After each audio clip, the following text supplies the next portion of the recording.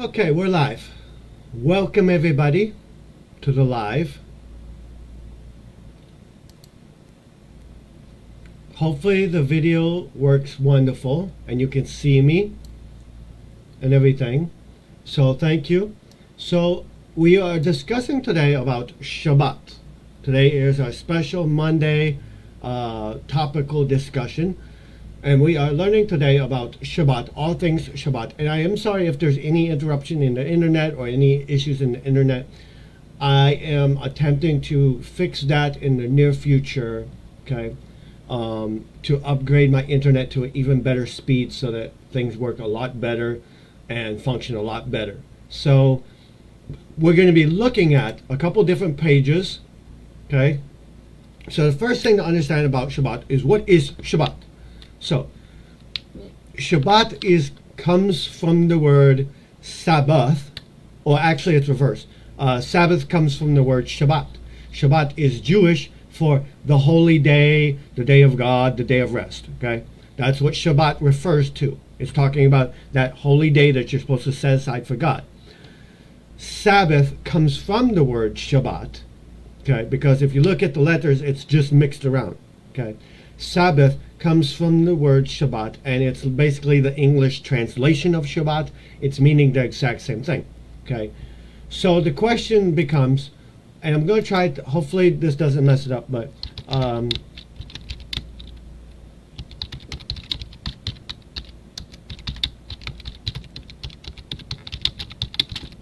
attempting to look up, and there might be two videos for this. So questions: when did people switch over to worshiping God on Sunday? How did that happen? So here's when it happens. Here's when it occurred. After Constantine the Great in 321 AD and the Council of Laodicea from 363, the Christian rulers decided that the commandment of God is no more valid. In other words, they were like, God's law is no more valid, which is stupid. God's law is still valid. Okay. Now, being needed to follow the God commandments of the people, switching to this sense of the day of rest being on Sunday, and by 361 AD, it had been mandated to be on Sunday. Okay, so that's that part. Okay, now, the question for most people with Shabbat or Sabbath is to not only to figure out what day is the day of Sabbath for me, but to figure out what is allowed and what's not allowed to do on Sabbath. Now, the basic concept, or the very basic idea, is this. Sabbath is for two reasons that I've discovered so far. One, to bond closer to the Lord and to spend time in reverence and respect to the Lord. So basically for our relationship with the Lord. And two, it's for our relationship with other people, our family and friends, to bond closer to them as well. Okay, this is why on my Shabbat, I go down and hang out in the lobby with my friend William and play games to really bond closer, because I don't do that very often with him. Now, granted, there's a reason why I don't do that very often with him. And it's because he's not the best influences. But that's beside the point. Okay. So let's look at some of the things being said about Shabbat. The Shabbat laws are quite complex. They require careful study and a qualified teacher. I'm not a qualified teacher on Shabbat, just so you know. I'm just giving you the basics. Okay. At first, it's often overwhelming. When you read the long list, when we went over the mitzvah, oh my gosh, that list is so long. It's no wonder so many people can't. It's no wonder that in the Old Testament so many people were lost to finding the way to God. Okay, it makes perfect sense now. And it seems like an impossible number of restrictions. Come on, 651 or more restrictions? That's a lot. Okay, but spending Shabbat with others who are Shabbat observant, meaning they observe Shabbat and they obey Shabbat, okay, will show you that eventually you too will become comfortable with the Shabbat laws. As long as you realize that becoming Shomer Shabbat or Shabbat observant, okay, so again, Shomer Shabbat means Shabbat observant, means you're observing the Shabbat rules. Okay, is a gradual process. Hey, midnight, and rather than an overnight transformation. Same as faith. It doesn't come overnight. We don't get saved overnight. We get transformed little by little. Okay, you will also recognize that the wealth of details provides for a lifetime of scholarship. Even those who have been keeping Shabbat for many years find that there are always more to learn on this subject. They always discover more. Okay, so let's look somewhat at some of the basic activities that we should refrain from on Shabbat. So if little mama is watching, you can jot these down and write them down later. I will send them to you as well. Okay, so I will copy this list here. Okay, but here are just some of the things, okay, that you should refrain from or avoid on Shabbat. Okay, writing. That does not mean studying the Word of God. You can study the Word of God. Writing, though, writing down. Okay, erasing things. Tearing. Okay, business transactions. That means going to the store, shopping, or any of that stuff. Driving or riding in cars is forbidden on Shabbat. Okay, shopping forbidden on Shabbat. Sorry. Let me take some of this real quick. Okay. Shopping is like going to the store, buying food, buying groceries, buying things for your house. Business transactions will refer to more likely like going to the bank, getting your money out the bank, depositing money in bank, things like that. Okay. It also says you're supposed to refrain from using the telephone. Okay. You're also supposed to refrain from turning on or off anything that uses electricity, including lights, radios, television, computer, air conditioning, and alarm clocks. Now, let's just be honest here. I'm not going to refrain from using my air conditioner. Sorry. God's going to have to forgive me on that. I'm not going to sweat to death just because it's Shabbat. Not happening. You're also not allowed to cook, to bake, or to make a fire. Okay? And you're not allowed to garden or grass mowing or doing laundry. Okay, so what's the basic concept behind a lot of these restrictions? The basic concept is transitioning or transforming from one thing to another. So like in the essence of writing, you're taking a blank piece of paper and you're making something new out of it. That's the idea of creation. In other words, on Shabbat, you're to avoid anything that would make you create. So like turning a TV from off to on. You're transitioning the TV from one state to another state. Therefore, you are giving birth in a way to that TV being on. If you're cooking, you're transforming something. So the idea is this. If God rested from creation on Shabbat, you should do the exact same thing. Okay, that's the basic concept. Okay. Does all this mean that Shabbat is somewhat of a miserable affair where we sit hungry in the dark? No, not at all. It simply means that we have to prepare for Shabbat in advance, right? So if you know you're not allowed to cook on Shabbat, that means you have to do your cooking prior to Shabbat, prior to Shabbat, okay, prior to the day of time. So basically prior to Friday at sunset until Saturday at sunset. That's the time when you're not supposed to do any cooking, putting anything in the oven, putting anything in microwave, any of that stuff. Okay, you're to have everything pre-made, ready to go. Okay. So that, on the contrary, we celebrate in luxury without doing any kind of actual work. Okay. For example, lights, which will be needed on Shabbat, are turned on before Shabbat. So the idea is anything that's on, whether the computer's on a specific site, or whether my fan is on, right, in my house, or my air conditioner is on, or anything like that. If it's on when Shabbat starts, it has to stay on until Shabbat is over with. Does that make sense? Okay. If it's off, then it has to stay off until Shabbat is over with. Okay, and the whole point of Shabbat is for you to disconnect from all the distractions, all the things that take your time from God. In other words, God's basically saying, you have 6 days to devote to all the things that you need to do for your life.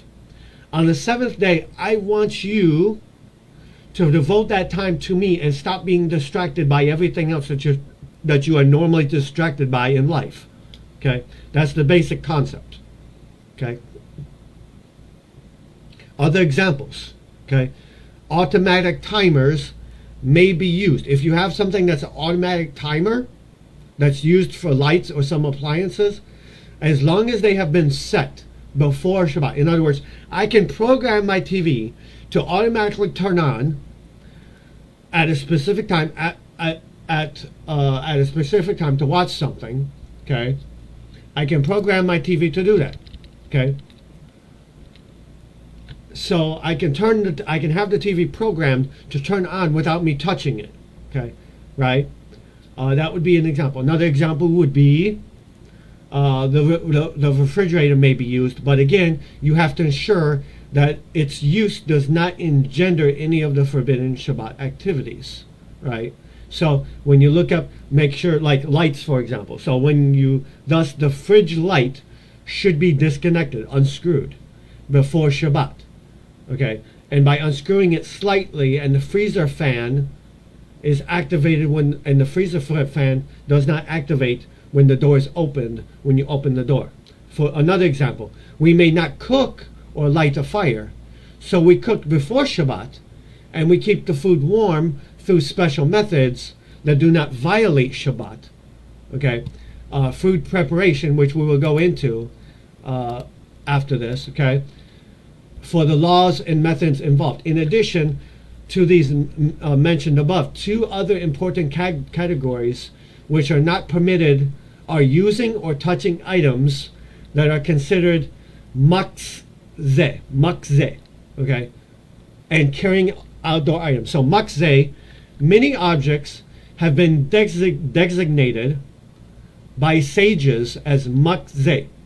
We are forbidden from moving them, okay? And there's a whole list of things that are makzeh, okay? So if the video is messing up, I do apologize. Again, bear with me, okay?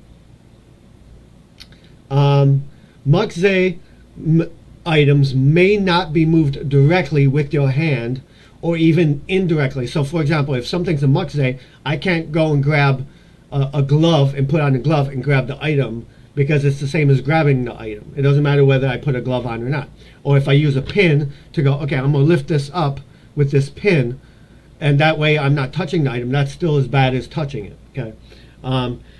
Things, for example, is such as sweeping it away with a broom. However, makzeh may be moved in a very awkward, unusual manner. For example, if the door of a fridge is open, right, you're not allowed to close the fridge, right, in that way.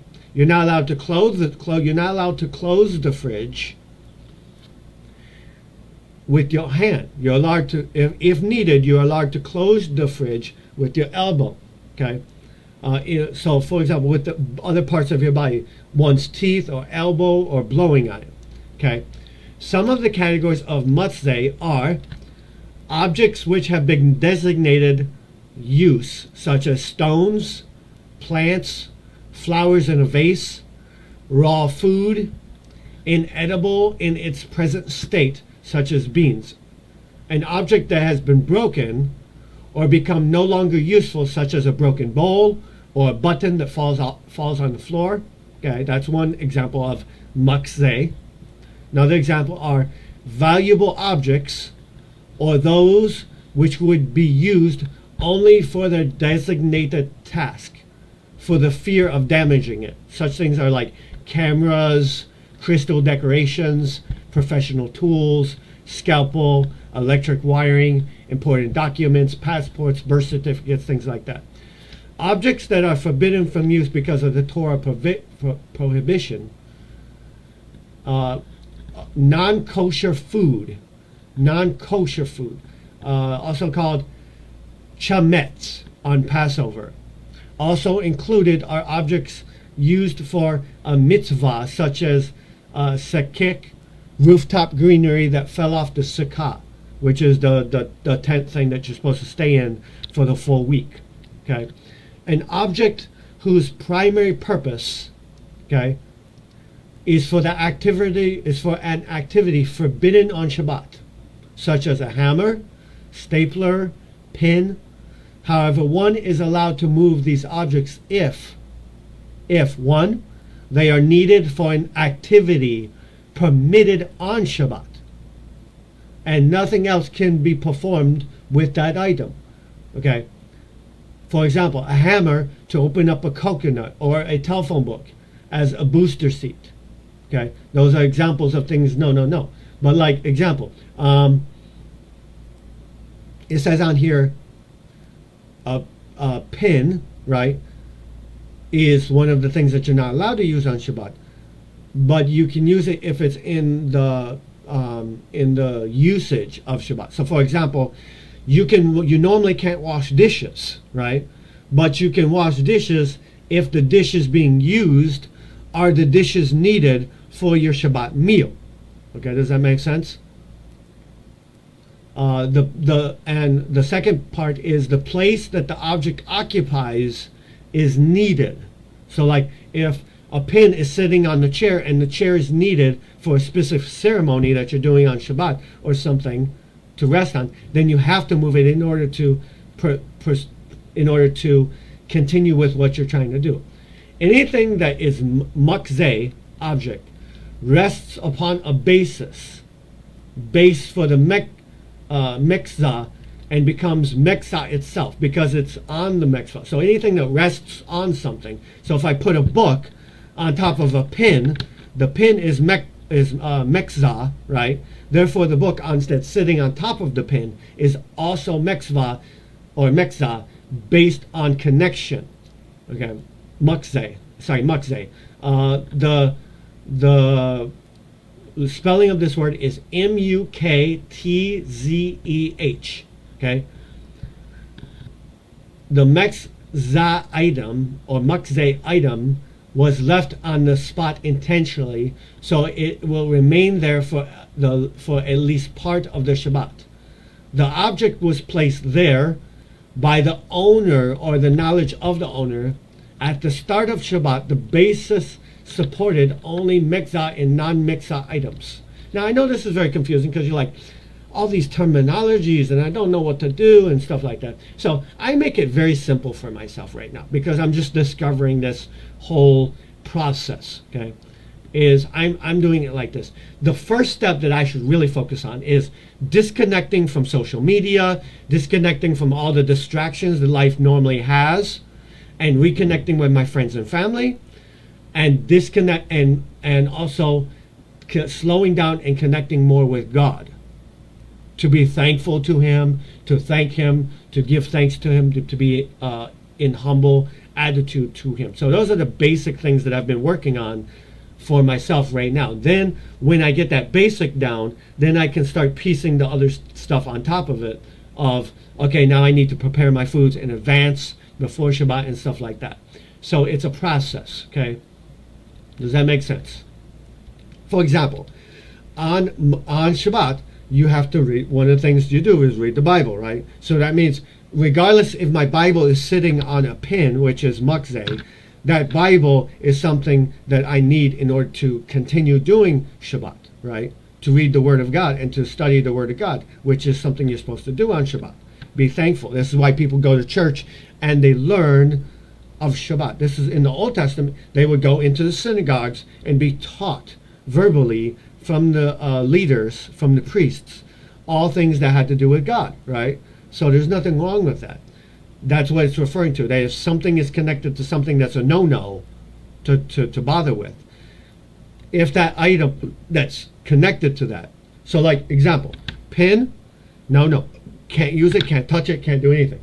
But if, for example, we're going to pretend this is my Bible.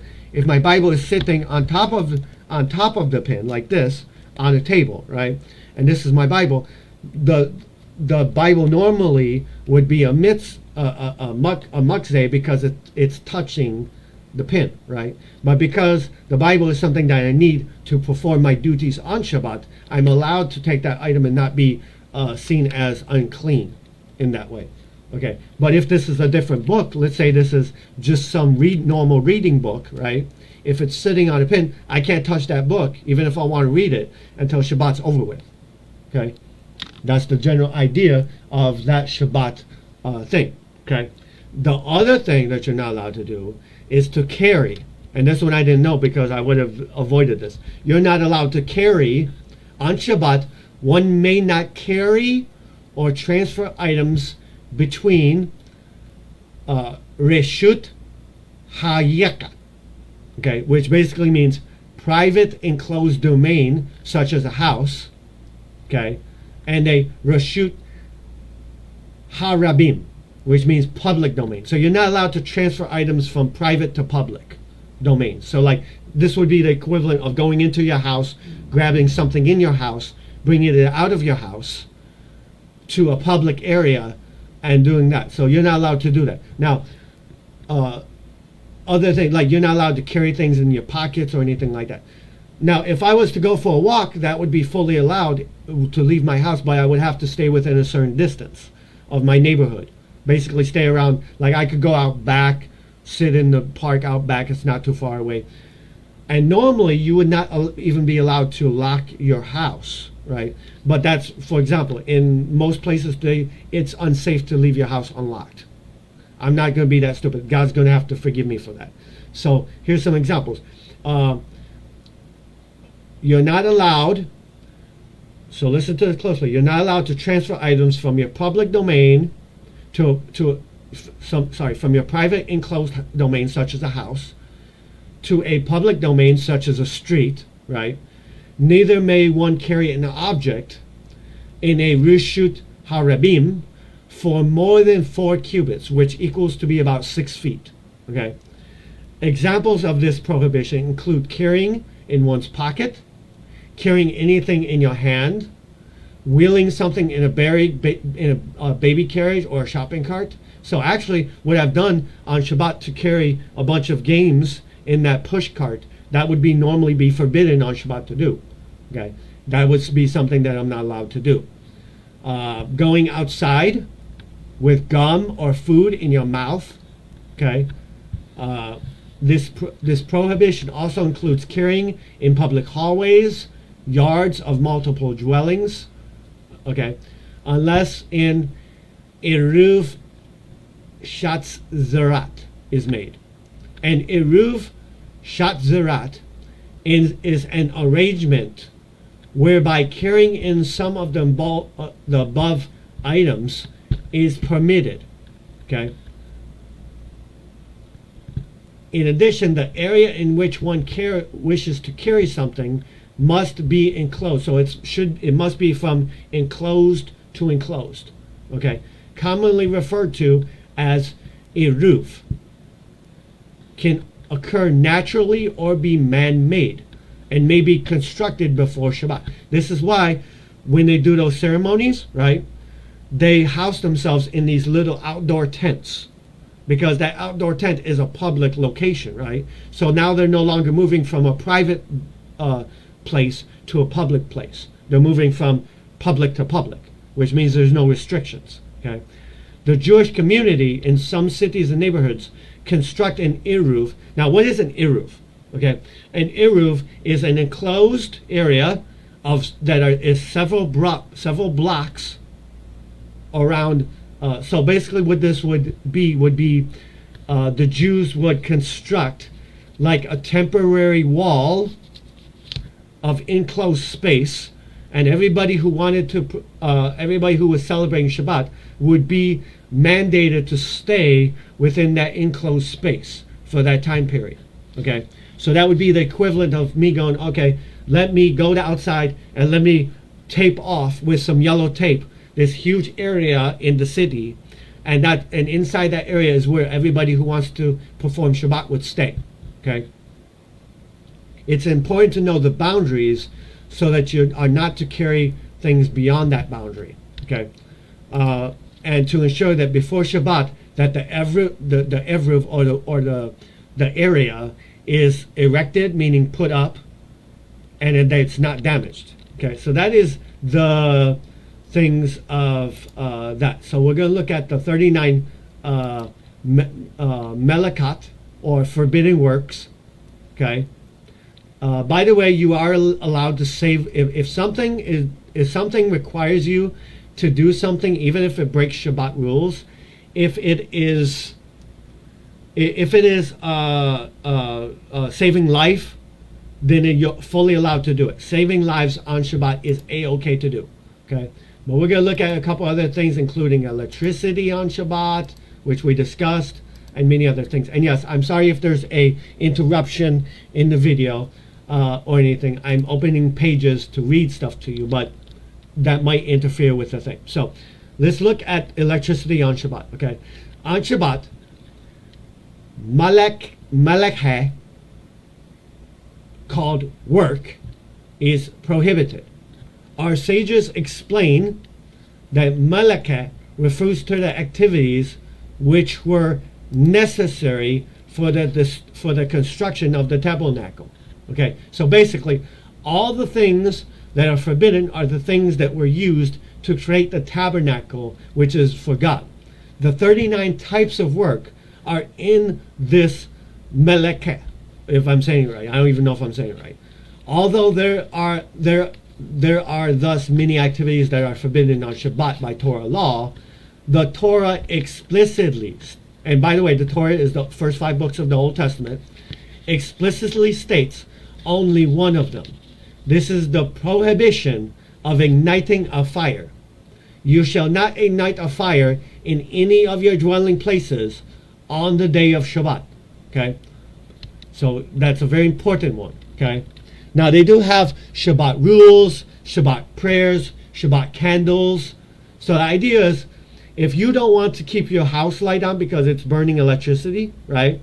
A good solution would be to set up candles for Shabbat and make sure that those candles burn all throughout the whole day of Shabbat. Okay, so you light the candle before Shabbat begins, and the candle burns throughout the entire time. Okay, and it doesn't go out until Shabbat is over with. You're not allowed to blow it out until Shabbat is over with. The exception would be like if it starts a house fire, you're going to try and put out that fire so it doesn't start a house fire. Does that make sense? Okay. So for me, what I'm going to do in the near future is I'm going to get what's called LED lamps, and I'm going to put these LED lamps, and I already have some here, just so I can show you. One of them's actually over there. I can't really show you per se, and there's not one up here. Ooh. Okay, so I have these battery operated mini lamps, right, that stand up like this, and I can click a button and it will shine the light. Okay, and me clicking the button is one thing, but if I turn it off or turn it on during Shabbat, that's a no-no. Okay, so I'm not allowed to do that. Okay, but I can buy a lamp, an enclosed battery operated LED lamp, so that there's no fire involved, and turn it on before Shabbat and leave it on until after Shabbat gets done. Okay, so that's the idea. Okay, there are varying opinions as to why the Torah singles this prohibition out, meaning there are many ideas as to why the Torah points out fire above all else as being the thing that's highly prohibited.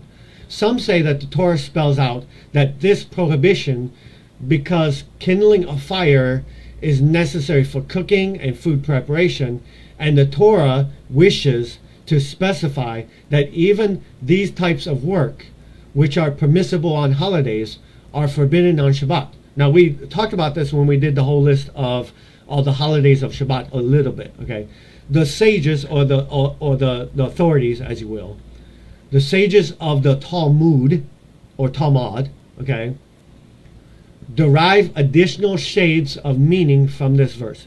In addition to actually kindling a fire, the prohibition against igniting also includes driving a car, which would involve combustion, turning on a light switch, since the light bulb gives out both light and heat. It is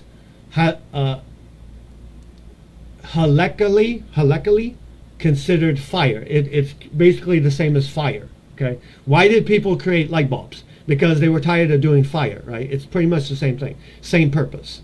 Opening a refrigerator or a car door, if this causes a light to go on. This is why before Shabbat, if you want to use the refrigerator during Shabbat, you want to unscrew the light bulb that's inside of the fridge, so that the light doesn't turn on when you open the fridge. Therefore, you're not making a no against God in that way. Electrical appliances on Shabbat. These are many appliances which use of these appliances is forbidden, irrespective of the fact that they are all powered by electricity. In other words, anything you do on Shabbat, you should try your best to avoid any sort of electrical usage. Okay, simply because they perform functions that are forbidden on Shabbat. For example, stoves and microwaves, ovens, involve the melekeh of cooking and baking. It is therefore forbidden to turn on or adjust the temperature of these appliances if they're left on during Shabbat. Turning off a light bulb is considered mekabeh, okay, or extinguishing, because you're extinguishing it. You're transitioning from one state to another, okay. Running the hot water tap is forbidden on Shabbat, as this causes hot water to enter into the hot water tank, and the water that is in the hot water tank is turned heated by the hot water that is already in the tank. And most hot water heaters are what? Electrical or gas powered. So that's the general idea. Okay, this is considered cooking. This is why one of the things you're not supposed to do on Shabbat is to shower. Now, sorry God, I'm showering. I'm cleaning myself. Sorry, now there is a kind of a thing where you're allowed to clean half of your body or less than half of your body at a time on Shabbat. Nothing wrong with that. But you would not be able to take a full bath or a full shower on Shabbat if you were observing the Shabbat in full. Okay, but I'm not going to bed stinky. Not happening. Another thing would be operating a printer, which would involve melekeh or kotiv, such as writing. Even though you're not actually doing the writing, the computer is doing writing, the printer is doing the writing. So any form of writing is forbidden. Okay. This may also include typing in the comments, typing in Messenger, typing any other stuff. So when I actually observe Shabbat fully, I'm going to avoid all levels of being online, even in Messenger, because Messenger, what do you do in Messenger? You type, right? And typing is a form of writing, okay? Now, mind you, that does not, but like example, me doing the videos for the mitzvah or me doing any sort of like Luke reading or anything, once I fully initiate the observance of this Shabbat rule stuff in my life, I'm not going to be allowed to go on and do lives. Why? Because on the lives, in order to do a live, you have to actually put the title and put the description before it allows you to start the live. Do you understand the concept there? And that's something that biblically I'm not allowed to do. Okay. Now, granted, I'm going to give myself some leeway with some of these things. For example, I'm not leaving my house without locking my door. I don't care. Okay. I'm not going to go to bed stinky, regardless. Okay, you get the idea. There are certain things that I'm not avoid doing regardless. Things like that. But this is just to give you an idea of what is required. By the way, what is required of the Jews, right? We are not Jews. Now, it might be argued that we are spiritual Jews because we are sown into the family of God. But that's not true. Okay, we are not spiritual Jews. We are part of the family, but we are adopted.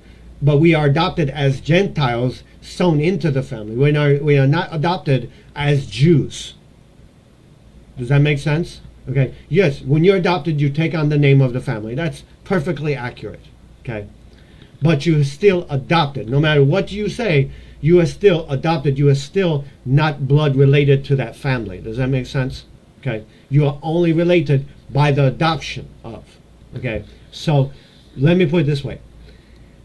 You can learn to be Shabbat observant more, and there's nothing wrong with that. Okay. Perfectly A-okay to do. But you are not mandated to obey. God doesn't require you to obey Shabbat rules that are meant for Jews because you're not a Jew. Okay? You are simply a child of God who is a Gentile who was sown into the family of God through faith. Okay? Now, I want to do this as a way, the reason I'm doing this in my life is because I want to honor God more on Shabbat than what I've already done. I want to find out how to honor God more, how to respect God more, how to try to keep the Sabbath day holy more than what I've already attempted to do. Okay? Because before it was just go to church on Sunday, come home, do whatever I want. But I want to take it a step further. Do you understand what I'm meaning by that? So, for example, it is forbidden to operate appliances that require electricity. Here's another one.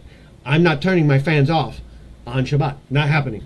My clocks are not going to be turned off on Shabbat. Okay. It is forbidden to operate appliances that require electricity, even though they do not involve any specific type of melekek or no-no. Okay, such as electric fans. Okay. Clocks or CD players. Now, mind you, remember this. It is forbidden to operate. The word operate means to turn something from one state to another. So operate. Let me give you an example. Operate my light in the bathroom. Do you see the difference? I'm manually flipping the switch from one state to another. I'm, in essence, creating a difference. I'm creating what was a dark room to become a light room. Do you understand why it's a no-no? You're to avoid any kind of form of creation on Shabbat. Okay? That's the basic general thing I can give you.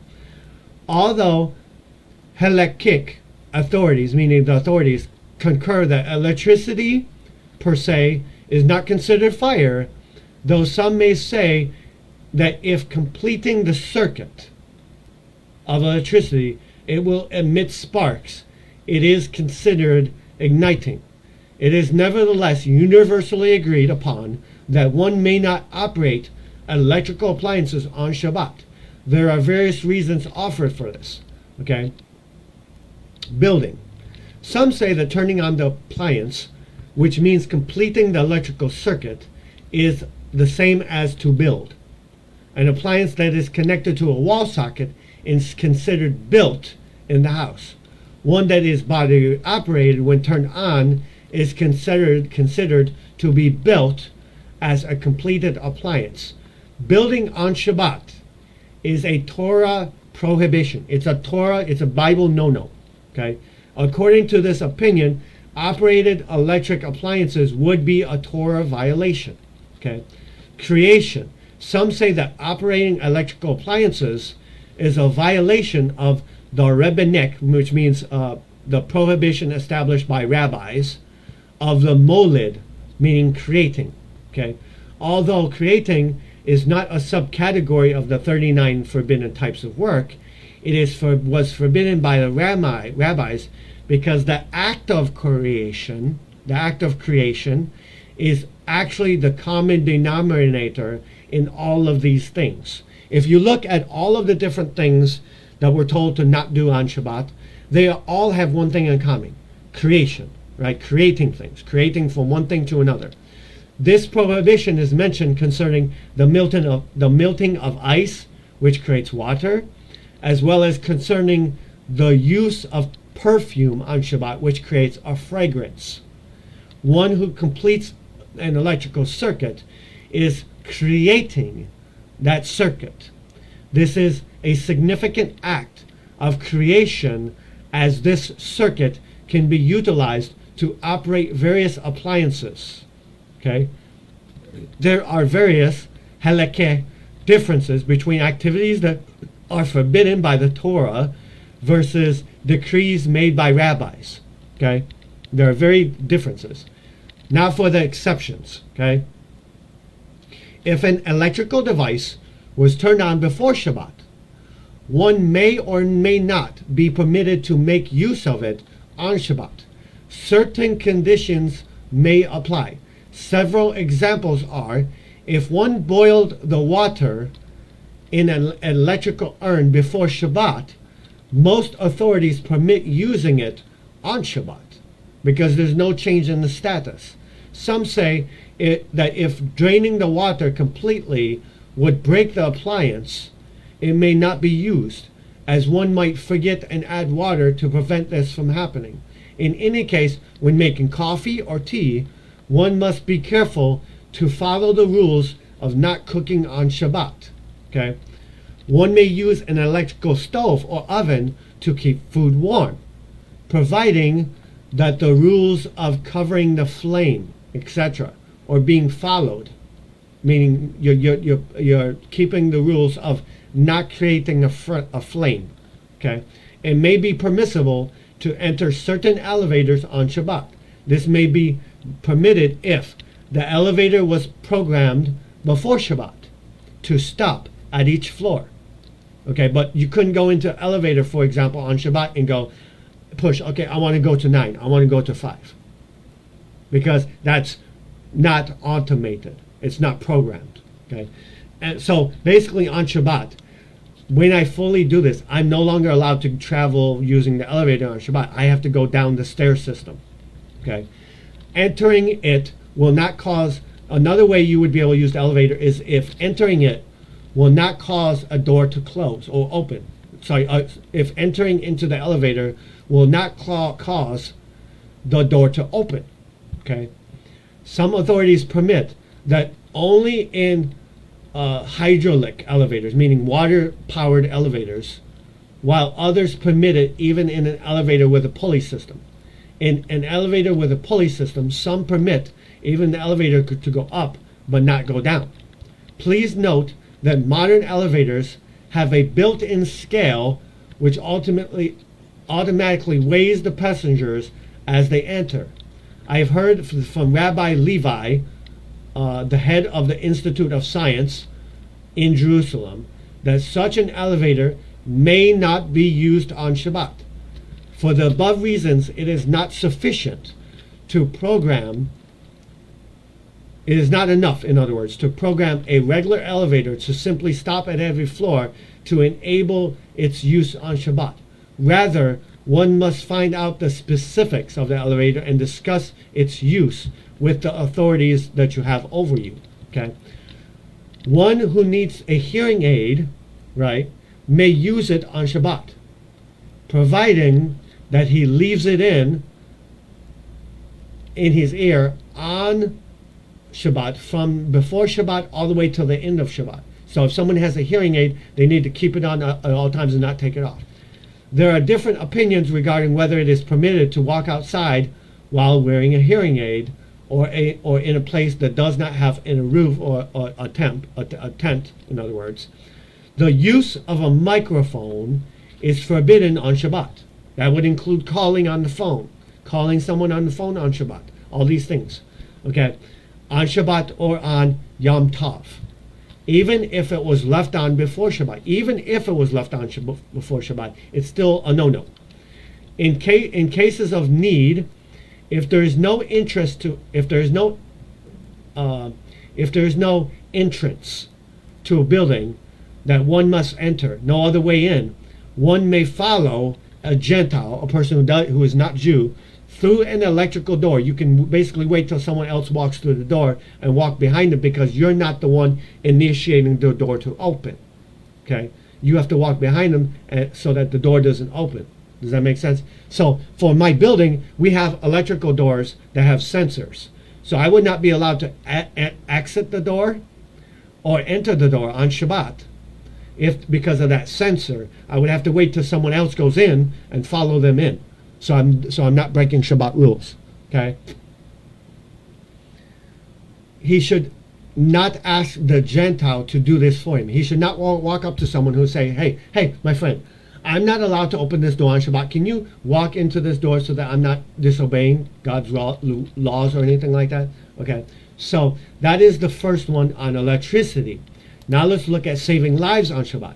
Okay, when treating on Shabbat, when treating, like treating in the hospital on patients who are critically ill, the word critically ill meaning death, in danger, in life danger illness, okay, or when dealing with an individual whose life is in danger, known in Hebrew as, see if I can say this, pekuch nefesh, one is commanded to violate. You are actually commanded to violate the Shabbat rules in order to do good for this person. This is why if you watch The Chosen, in one of the scenes when Jesus goes into the synagogue and heals the man with the crippled hand, the people said it does not even break, like his life's not in danger, so there's no need to heal him. It's not even affecting him. Okay. This applies even if there's a doubt whether it is or not. So even if you don't know for sure if someone's life is in danger, you are still commanded to try to save that person's life. Okay. If a situation could evolve into a life-threatening situation, you are allowed to act accordingly, even if it becomes clear that the act was unnecessary, right? That you did something to try and help somebody to avoid some sort of life-threatening situation, even if you realize later on, oh, they were never actually in danger, okay, but they were never actually in danger, but decided, sorry, I'm opening some more tabs. They were never actually in danger, but you find out later, you're still okay, okay? No worries there. It is not considered a desecration of Shabbat just because you found out later that their life was not in danger, okay? In all the matters, if one is in doubt about the correct mode of behavior, it's better to err on the side of violating the Shabbat to save someone's life, rather than finding out later that someone died because you didn't want to take the chance, okay? One who is faced, so example, let me give example. In the Old Testament, you're not allowed to cook on Shabbat, right? But if you find someone half dead on the street, you are allowed to take them into your home and cook for them on Shabbat and give them back to health because their life is in danger. You are bringing them back to health. You are saving their life. Do you get the idea? Okay. It goes to Rabbi about this situation and considered a murderer because due to his excessive piety, meaning ignorance, and the result delay of implementing the proper measures, it might be endangering a life. And the rabbi who is asked is disgraceful because he should not have taught his community. He should have taught his community the proper manner of acting when dealing with life-threatening situations, to take action without delay. When is it necessary to do this? Okay, on Shabbat laws. It does not matter who violates the Shabbat. The one who is able to perform the task must quickly do so. Okay, and whoever does so is praiseworthy. They're worthy of to be praised for their act. If there are several people who can attend to this endangered person, it is preferable that the Shabbat desecration be done by the greatest Torah scholar, meaning the highest person of Torah knowledge. Okay? So, example, if I'm standing next to someone and I have more knowledge than they do, it's my obligation as the higher up to do what is needed to be done. Okay? When the sage attends. It serves as a lesson of a privilege to save a life. Okay? So more details, any procedure which would be necessary to perform for a patient, be it if it's clear that it does not need to be done in order to perform on Shabbat, should be delayed until after Shabbat. In other words, if it's not needed, don't do it. But if you have any inclination whatsoever that it's needed in order to care for this person, by all means do it. If a person is ill before Shabbat, and he will need care on Shabbat, that will include acts forbidden on Shabbat. One should prepare whatever is possible before Shabbat. to minimize or eliminate the desecration on Shabbat. For example, if I spot somebody and I know that you're already sick, right, and you have a fever and you need taken care of on Shabbat, right, then I need to make all the preparations to cook you chicken noodle soup, to get all the preparations done before Shabbat begins so that I can take care of you while on Shabbat without breaking as little of the Shabbat rules as possible. Okay? In order to desecrate Shabbat, one must be convinced that there is at least a certain measure of doubt that the case involves this life-threatening situation. In situations where during the week people do not react with a sense of immediate urgency, one may not desecrate Shabbat.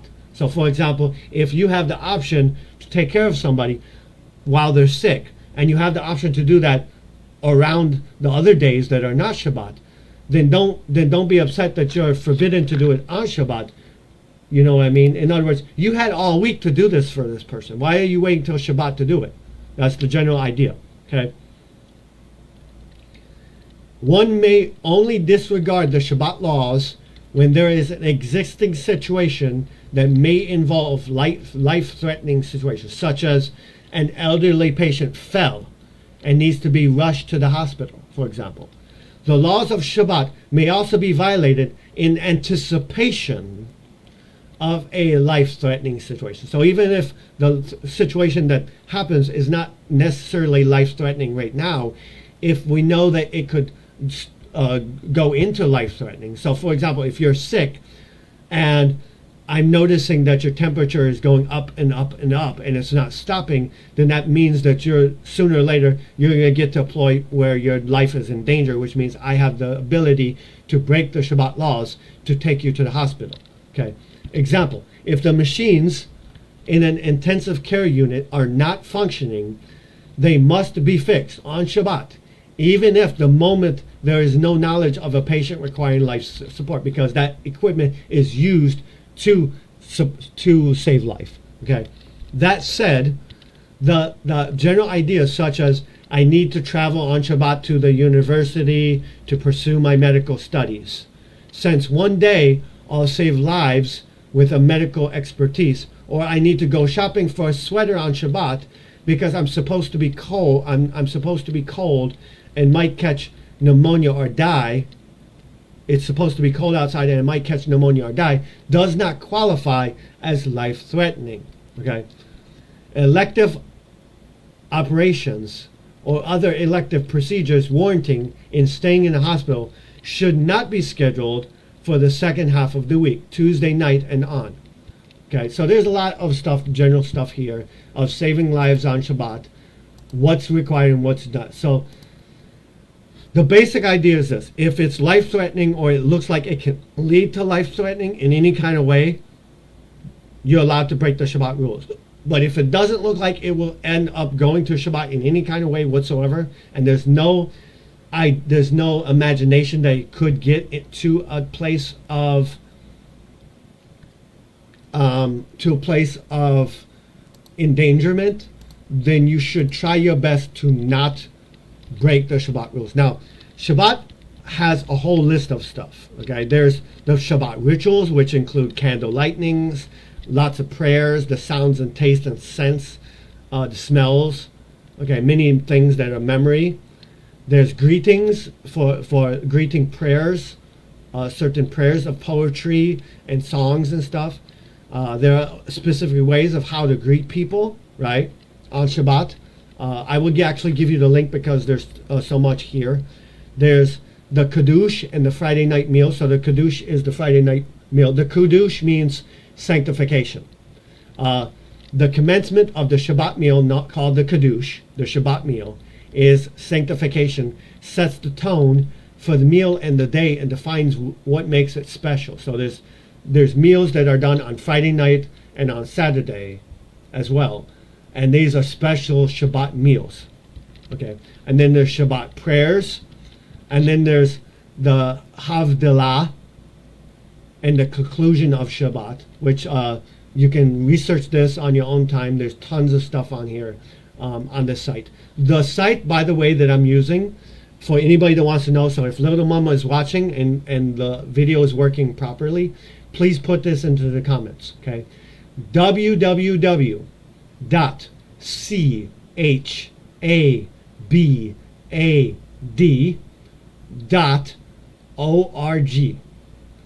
www.shabbat.org. And this is where I'm pulling all this information from, and it has so much useful stuff for you to learn about Shabbat on this site. Okay, and I will actually copy as well.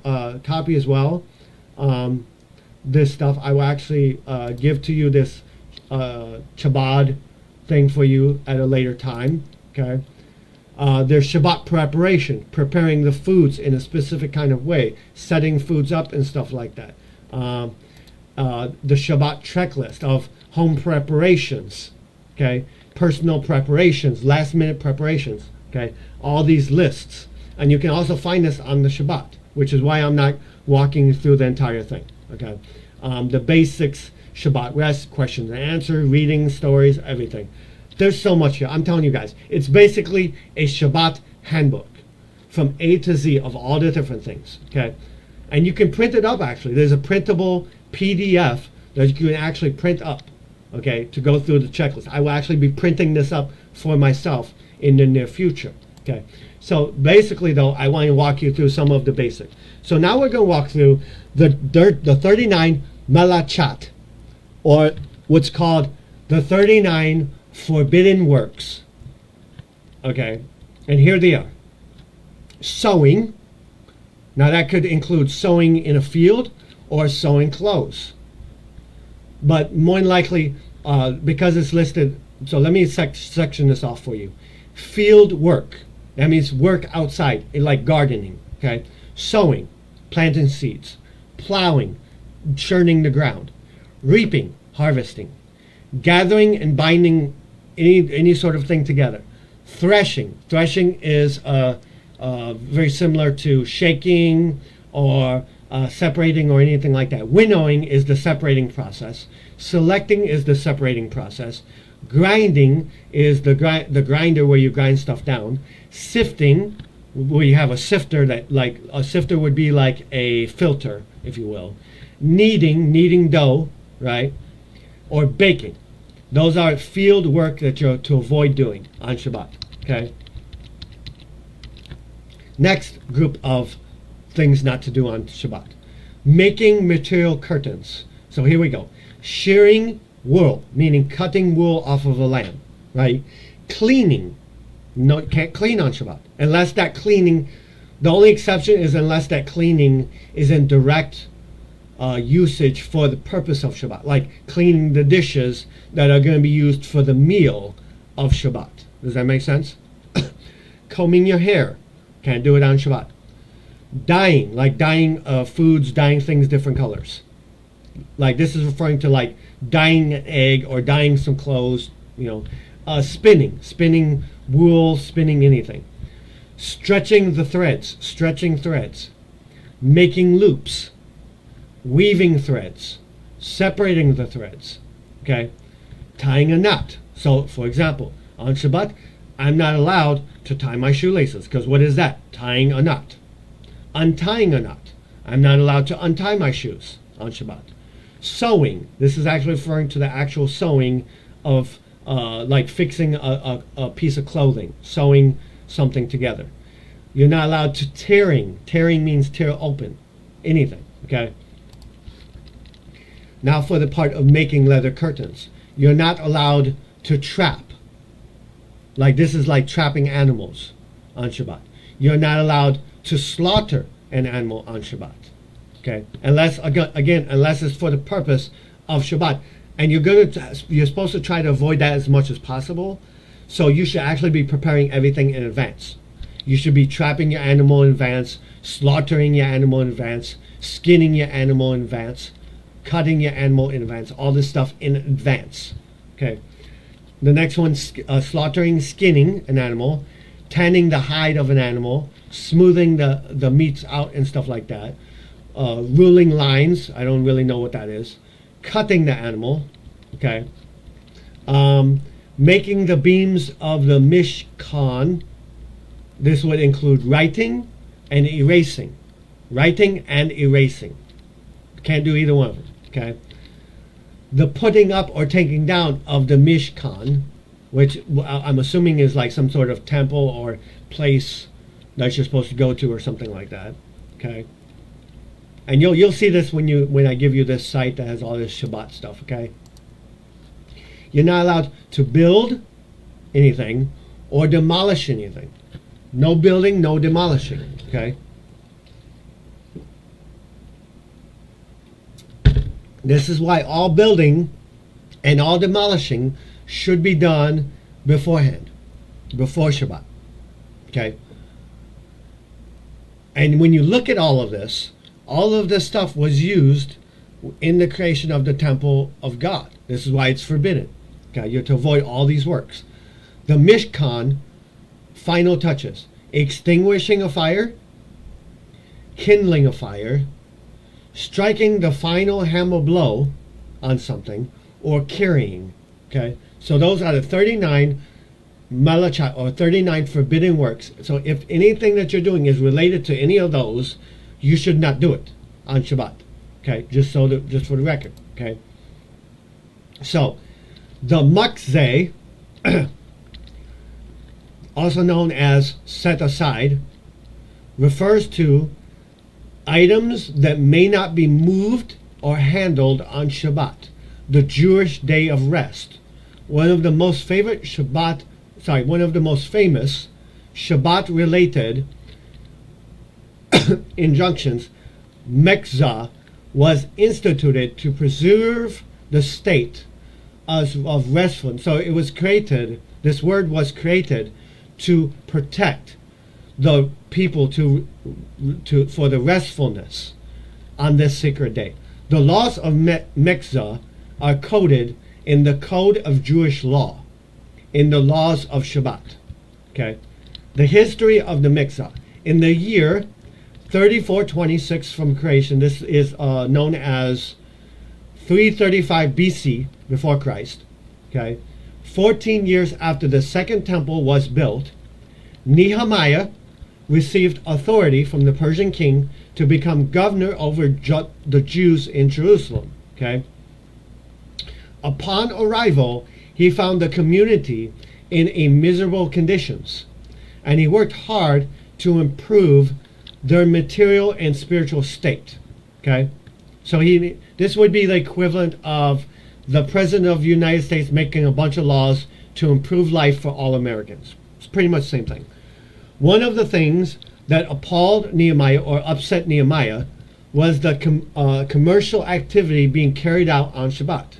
In those days, I saw in Judea people treading wine presses on Shabbat and bringing stacks of grain and loading them on donkeys, and also wine, grapes, figs, and all types of loads, and bringing them to Jerusalem on Shabbat day.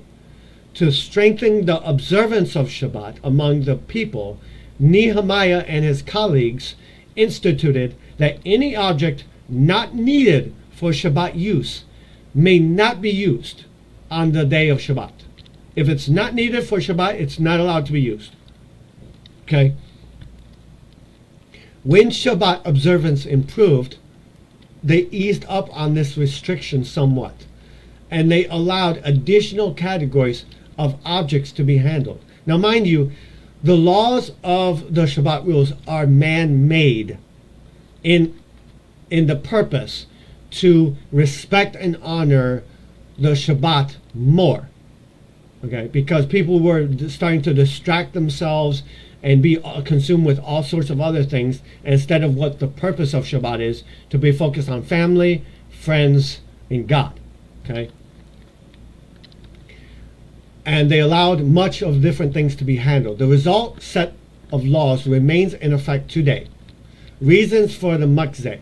Since it is forbidden to work on Shabbat, one might utilize the free time to rearrange the items in their home and to carry them from one place to another, in contrast to the spirit of Shabbat as the day of rest.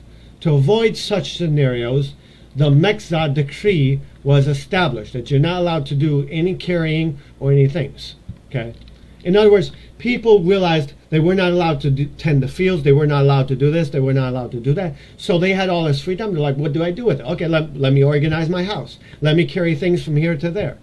So then they had to make up these extra rules of that are associated with the Shabbat. So they're not ungodly, but they're just associated with it to stop you from carrying stuff from here to there, so that you focus where your attention should be focused, which is on God, which is the whole point of Shabbat. Focus on your family, friends, and God. That's the whole purpose. Okay? And to rest, and to not do work. Because these people were like, okay, well, if I can't do this work, I'm going to do this work. Well, you're still doing work. Stop doing work. For those who do not do work at all, Shabbat may appear equal to the other days of the week. This would be true of me. I don't work a job to make money, right? So Shabbat, for me, is pretty much the same principle as most other days for me. There's not much difference. To distinguish the rest above on this day from the lack of work, the duration, the Mekzah was the Mekzeh was established. The Mekzeh was instituted to prevent someone from carrying the item from a private domain to a public domain, an activity forbidden on Shabbat. Our sages restricted the handling of certain items whose primary function is for an activity forbidden on Shabbat, to prevent the person from performing the activity such as writing or anything else. Okay? Basic principles of Mekzeh. It should be noted that the laws of Mekzeh are quite detailed and can only be properly grasped through the studying of the relevant sections of the Code of Jewish Law, which, by the way, these links that I'm giving them will be this link of Chabad. This link has all the different things you're going to need. You can read the laws of Shabbat for yourself, chapters 308 to 313, in depth. Whenever in doubt, consult your Orthodox rabbi. Orthodox rabbi. There's a key for you right there. Okay. Not all Mekzah items are subject to the same rules. When determining whether a given object may be handled on Shabbat, two questions must be asked. First, what type of item is it? And second, why is it being handled? So, for example, you using the dishes, washing the dishes on Shabbat, what is the? You'd go with the second question, or you would actually ask both questions. What is the type of item it is? It's dishes. The second question, why is it being handled? Why am I cleaning the dishes? Because these dishes are needed for my Shabbat meal, which means I have to clean these things. The items that fall under the restriction of Mekzeh are divided into different categories. Okay, each one with its different set of laws. The following are three of the most largest groups. Okay. Number one, to set apart due to a prohibited use, such as an item or a utensil whose primary function is for an activity forbidden on Shabbat, such as a pen, such as writing instruments, such as tools or appliances. The second one being things set apart due to value, such as an expensive item or an expensive utensil, which primary function is for an activity forbidden on Shabbat, that one is careful never to use anything other than its specific function, so as to ensure its value will not decrease. Such things would be an expensive musical instrument, expensive electronics, okay, things like that. High valued items, in other words. The next thing is to set apart by its very definition an object or a substance that has no other function, okay, and is not an instrument or tool, such as rocks, money, lumber, vegetation, soil, inedible foods, or animals. Okay. How does observing Shabbat affect pet owners? Additionally, non-meksa, meaning meksa is doing a no-no, so non-no-no, so doing something that's okay, in titles are also divided into two categories for pets. Items or utensils whose primary function is for an activity permissible, allowed on Shabbat, such as cutlery, flatware, okay, food and liquids, books and people, unless it's touching something that's unless I gave the example of the book sitting on top of the pin. Okay. Purpose of handling. The motive why a given item is being handled also plays a role in determining if it's allowed or not. With regard to mekzeh, there are 4 reasons why an item can be handled. 1, to use the item for an activity permissible on Shabbat, such as a fork to eat with, a cup to drink with, or a hammer to crack open nuts with. Okay. 2, to use the place where the item was lying, such as to move an item lying on a chair for the purpose of sitting on that chair, right? 3, to protect the item, to remove an item from a place where it might be subject to damage or theft, right? Or for no need at all, such as toying with a fork. Yeah, you know, there's no need for this thing, so I'm gonna set it aside. The following chart that they gives basic principles that apply to the above 5 items, five categories. Okay, so they give a thing of purpose of handling, to use the item, to use the item's location, to protect the item, and then for no need at all. Okay. Additional laws. The restriction of mekzeh specifically applies to moving a mekzah item. That's what it means. Moving an item that is forbidden. By contrast, you may touch this item if doing so will not cause it to move. Example, touching a car or a tree trunk. Okay. Similarly, you may sit on top of a mekzah item or place a mekzah item on top of something else so basically you may also place a non-mekzah item, meaning like a book that you're allowed to use, on top of an item that you're not allowed to use, such as a pin, or you may be allowed to remove it from it, like the example of the book taking the Bible off of the pin. The pin is a no-no, the Bible is a yes, but I can take the Bible off the no-no even though the Bible is connected to the no-no item, and thus being a no-no item itself. I can take it off and remove it because that item's being used for the purpose of Shabbat. Does that make sense? Moreover, moving this item is only prohibited if it is done with one. It is only prohibited. It's only forbidden if it is done with a person's hand. However, you may move an item that's a no-no if it's done with your feet or your body or your elbow, or like blowing with it, like, blowing, which barely moves anything. If a mekzah item was placed upon a non-mekzah item before Shabbat and it remained there at the onset of Shabbat, meaning when Shabbat starts, okay, an example would be a candle on the top of a table, okay? The non-mekzah item receives the same status as the mekzah item. That's why the book becomes mekzah itself, because it's connected and touching to the no-no item, and may not be moved for the duration of Shabbat. You cannot move it unless it has a specific purpose for Shabbat. This is true even if mekzah items was removed or fell off. Even if it fell off, it's to stay on the floor. Okay. However, this principle does not apply for any of the following scenarios. If you were planning to remove the mekzah item before Shabbat, but forgot to do so. If the mekzah item was not placed there for a specific purpose, if it has no purpose for being there. Example, something is laying on top of a drawer, right? It has no purpose.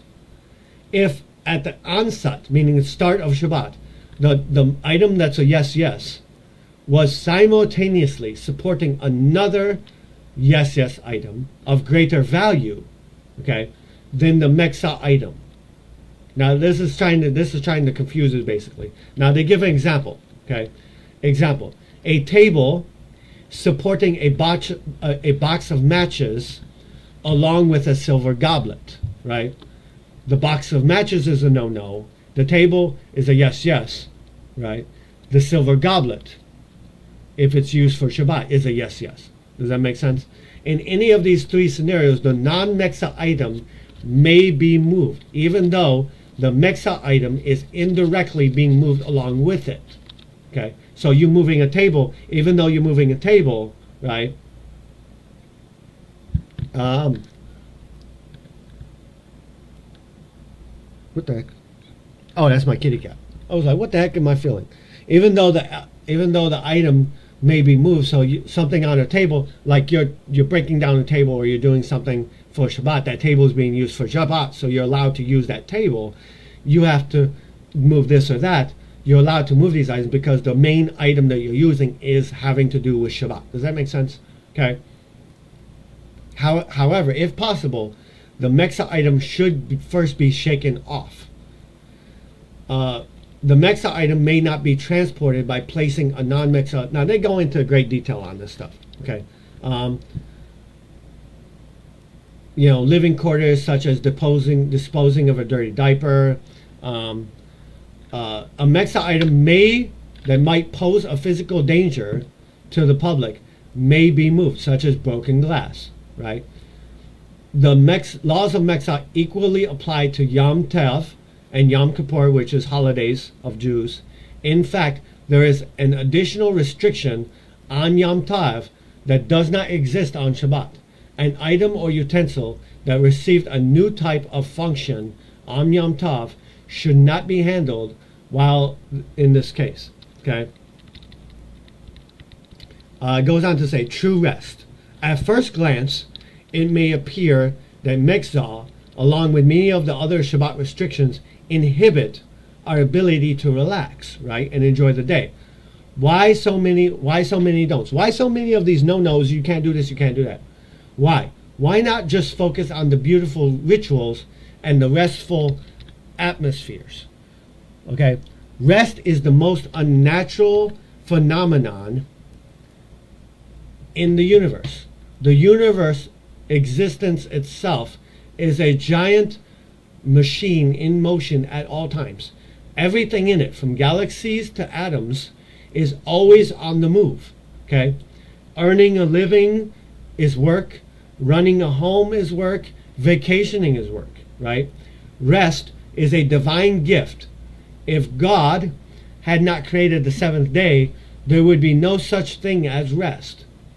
Even now, true rest is an elusive commodity. Why? Because we're in a world of hurry, hurry, hurry, rush, rush, rush, do this, do this. We're in a fast-paced world. This is why, as Christians, we need to learn to slow down. Okay?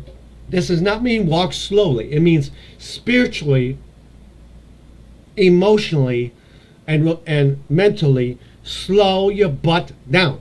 Okay? Obtainably only via the Shabbat experience. And to experience Shabbat rest, we need to cease or stop work. This is cease all creative involvement with our world. Okay? Opening ourselves up to the Shabbat rest. Okay? Now they have a bunch of other stuff listed here, but that's the basic stuff for the Mikzah to understand that. Food preparation. Let's dive into that just for a moment. Okay? Food preparation on Shabbat, including among the 39 malachot, or the 39 works that you're not allowed to do, are several related to food preparation.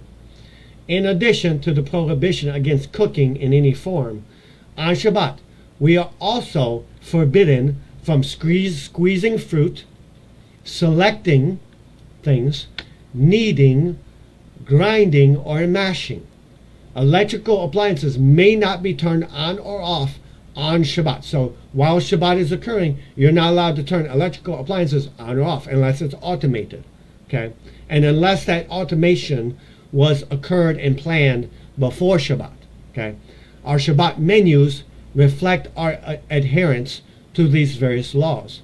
Many traditional Shabbat foods have their origins in the Shabbat laws, including sholent, a warm dish which has been cooked prior to Shabbat, and a gefilte fish, which has had all of its bones removed during its preparation. Even though cooking, boiling, roasting, frying, and baking, I'll say it again, even though cooking, boiling, roasting, frying, and baking are prohibited on Shabbat, and we may not kindle or extinguish a flame, whether for cooking or any other purpose, there are permissible ways, allowed ways, to serve warm food on Shabbat. In fact, it is a mitzvah, meaning a no-no, to eat warm food during the Shabbat lunch. You're supposed to eat cold foods. Okay.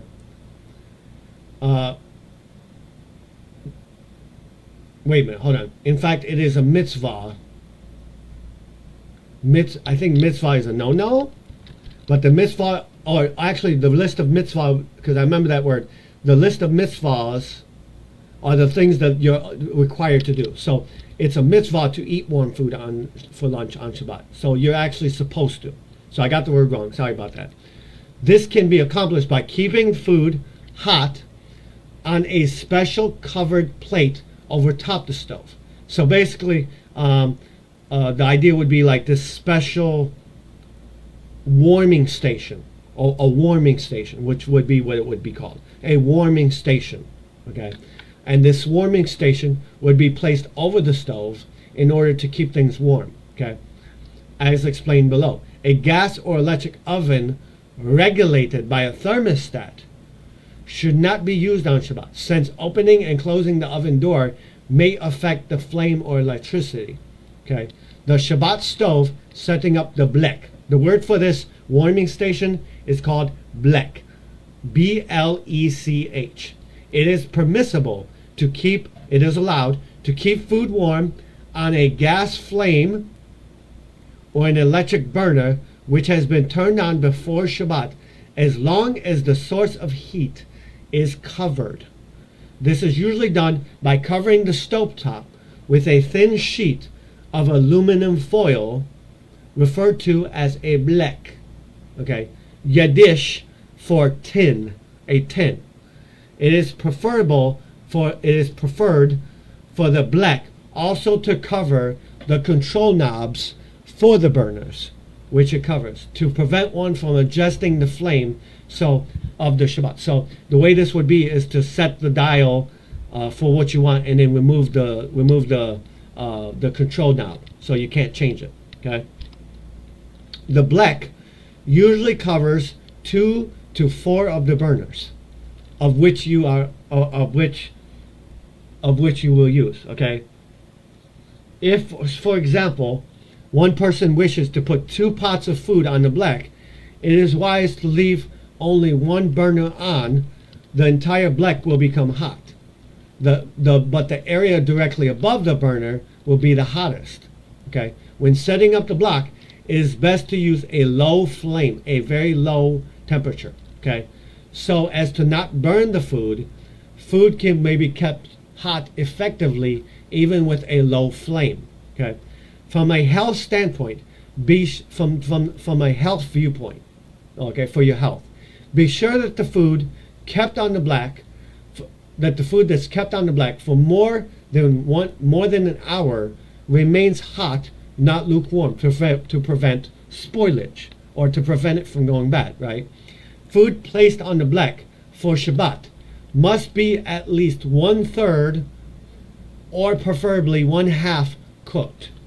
So you need to cook it at least halfway, or at least 1/3 of the way full before it goes. So basically, the idea would be, if I start cooking a meal before Shabbat, right, that I cook it 1/3 way done, or I cook it halfway done before Shabbat begins, and then when Shabbat begins, it's halfway done and then I put it on low temperature so that it slowly continues cooking. Okay. All salt, spices, and liquid must be added before Shabbat begins. Keeping food warm on the blek. Okay. On Shabbat, it is permissible to rearrange these pots which sit directly on the blek under the following conditions. The food is completely cooked. Okay. The part of the blek in which the pot sits is hot to the touch, and the food is not cooled down to room temperature. Okay. Warming cold food. On Shabbat, one may not place cold, wet food even when it's fully cooked, into a pot on blek. It's supposed to be there already prior to Shabbat.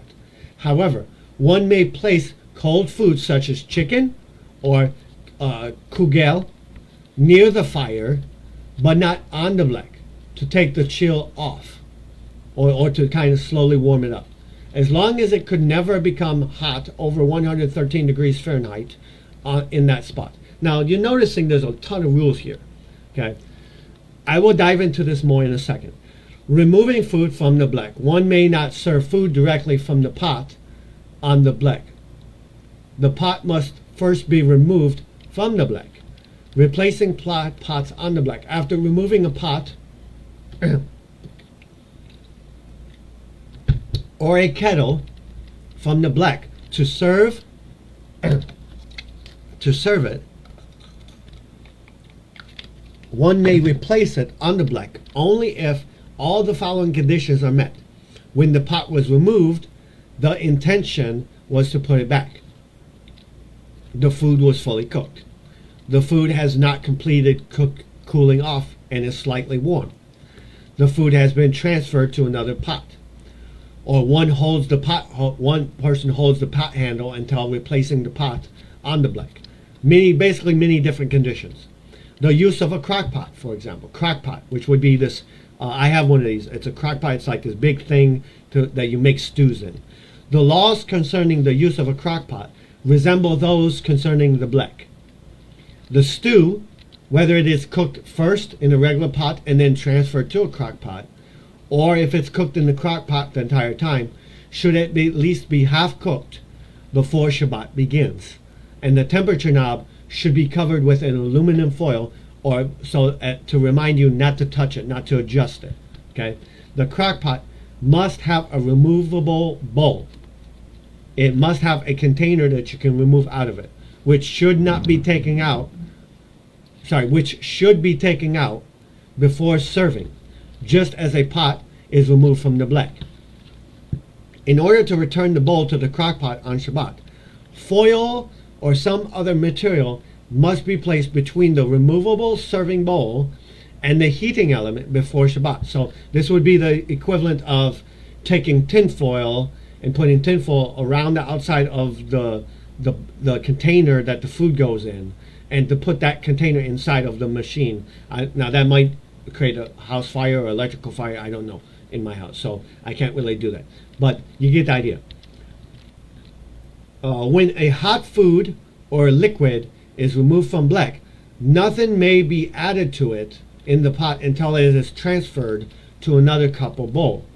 In most cases, it must be put into a third vessel, such as when adding salt, tea, croutons, etc. to soup or liquid. In addition, if the food from the blek is solid, such as chicken or something else, it should always be allowed to cool down before adding anything to it in the third vessel. Preparing hot beverages, they have a whole list of things for tea, coffee, hot drinks, or any of that stuff, of which you're not allowed to do. Okay. Basically, pour the hot water from the kettle into the clean, dry cup. You may not pour hot water from the kettle directly into an uncooked solid or liquid, since this would be considered cooking. Okay, coffee, tea, or coffee, tea, or hot cocoa fall into this category. Therefore, to make tea or coffee on Shabbat, use the following method. Pour the hot water from the kettle into a clean, dry cup. Pour the cup pour the water from this cup into another cup, and then add tea bag or tea essence or coffee or sugar or milk. If using a tea bag, okay, do not squeeze the tea bag. If using a tea bag, do not remove the tea bag from the drink. Keep the tea bag in the drink. Some authorities recommend that instead of using tea bags, a special concentrated tea essence be prepared before Shabbat.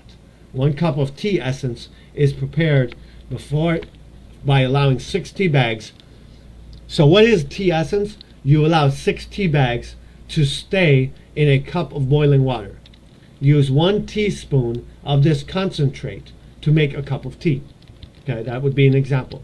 Other laws pertaining to food. On Shabbat, we're not allowed to squeeze fruit, select, knead, grind, mash, grate, chop, shred, or cut very finely. This applies in many different ways, but we are allowed to break that if it's for the purpose of Shabbat. But that's only if, like, in the middle of Shabbat, like, an example would be like, I'm trying to think of what would be an example of this.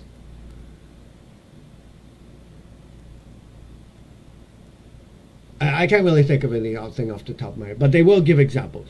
For example, the following are practical examples. Salads must be made immediately before mealtime, and the pieces should not be cut too small. Salads have to be made immediately prior to mealtime. When mashing foods such as banana or avocado, one should vary the usual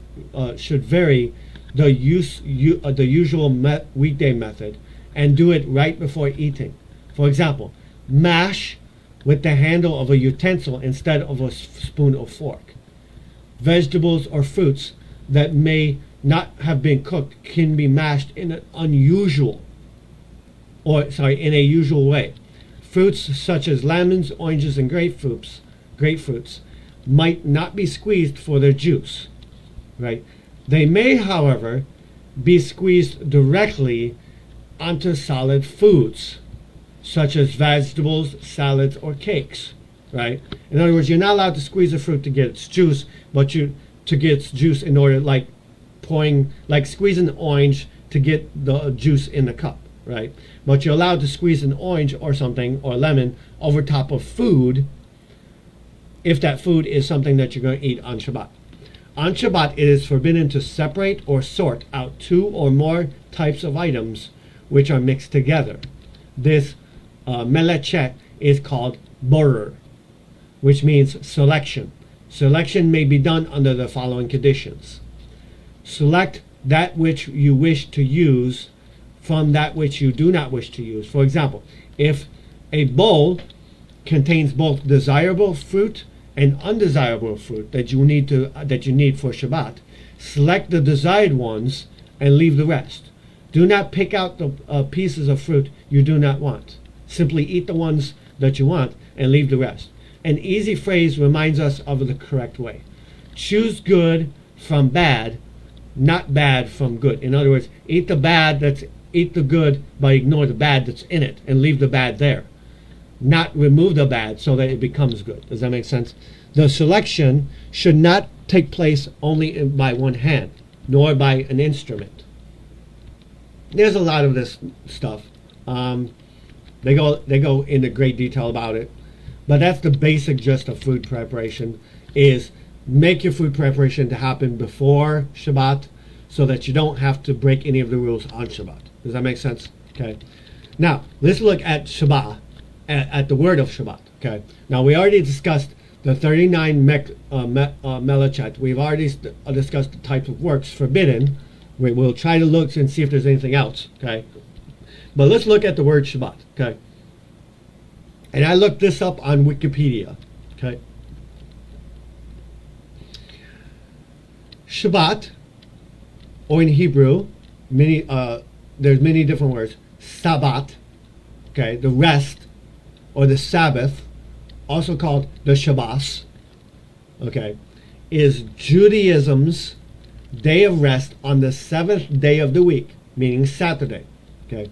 On this day, religious Jews remember the biblical stories describing the creation of heaven, and the earth in 6 days, and the redemption from slavery and the exodus of Egypt from Pharaoh, and the look forward to the future messianic age, since the Jewish religious calendar counts days. So the Jewish religious calendar counts days from sunset to sunset. So Shabbat in the Jewish calendar begins Friday night, sunset, right, which is the start of one day, to Saturday night at sunset, which is the end of that same day. Shabbat begins in the evening of what on the civil calendar is Friday. Shabbat observance entails refraining from work activities, often with great rigor or great energy, great commitment, basically, and engaging in restful activities to honor the day. Judaism's traditional position is that the unbroken seventh-day Shabbat originated among the Jewish people as their first and most sacred institution in the Bible. Honor the Shabbat and honor the Sabbath and keep it holy, right? Variations upon Shabbat are widespread, meaning that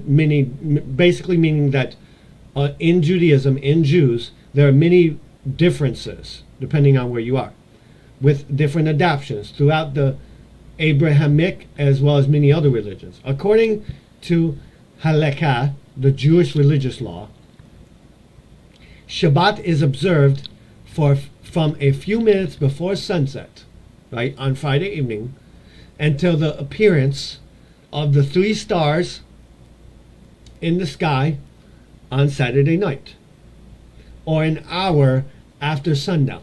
So an hour after the sun goes down. So basically, a few minutes before Friday evening when the sun goes down, till at least 1 hour after sunset on Saturday. Okay?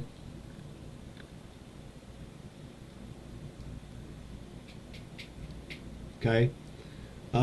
Shabbat is ushered in by lighting candles, reciting blessings over wine and bread. Traditionally, 3 festive meals are eaten. The first one is held on Friday evening. Okay? The second one is traditionally a lunch meal on Saturday. Okay? So Saturday, they don't even eat breakfast on Saturday. They eat Friday night meal, a large Friday night meal. Then they eat a lunch meal on Saturday afternoon. And then the third is held later Saturday afternoon. So one would be a lunch meal that would be sometime around 10-ish, something like that. And then the third one would be Saturday afternoon. The evening meal, right, and the early afternoon meal typically begin with a blessing called Kiddush, sanctification.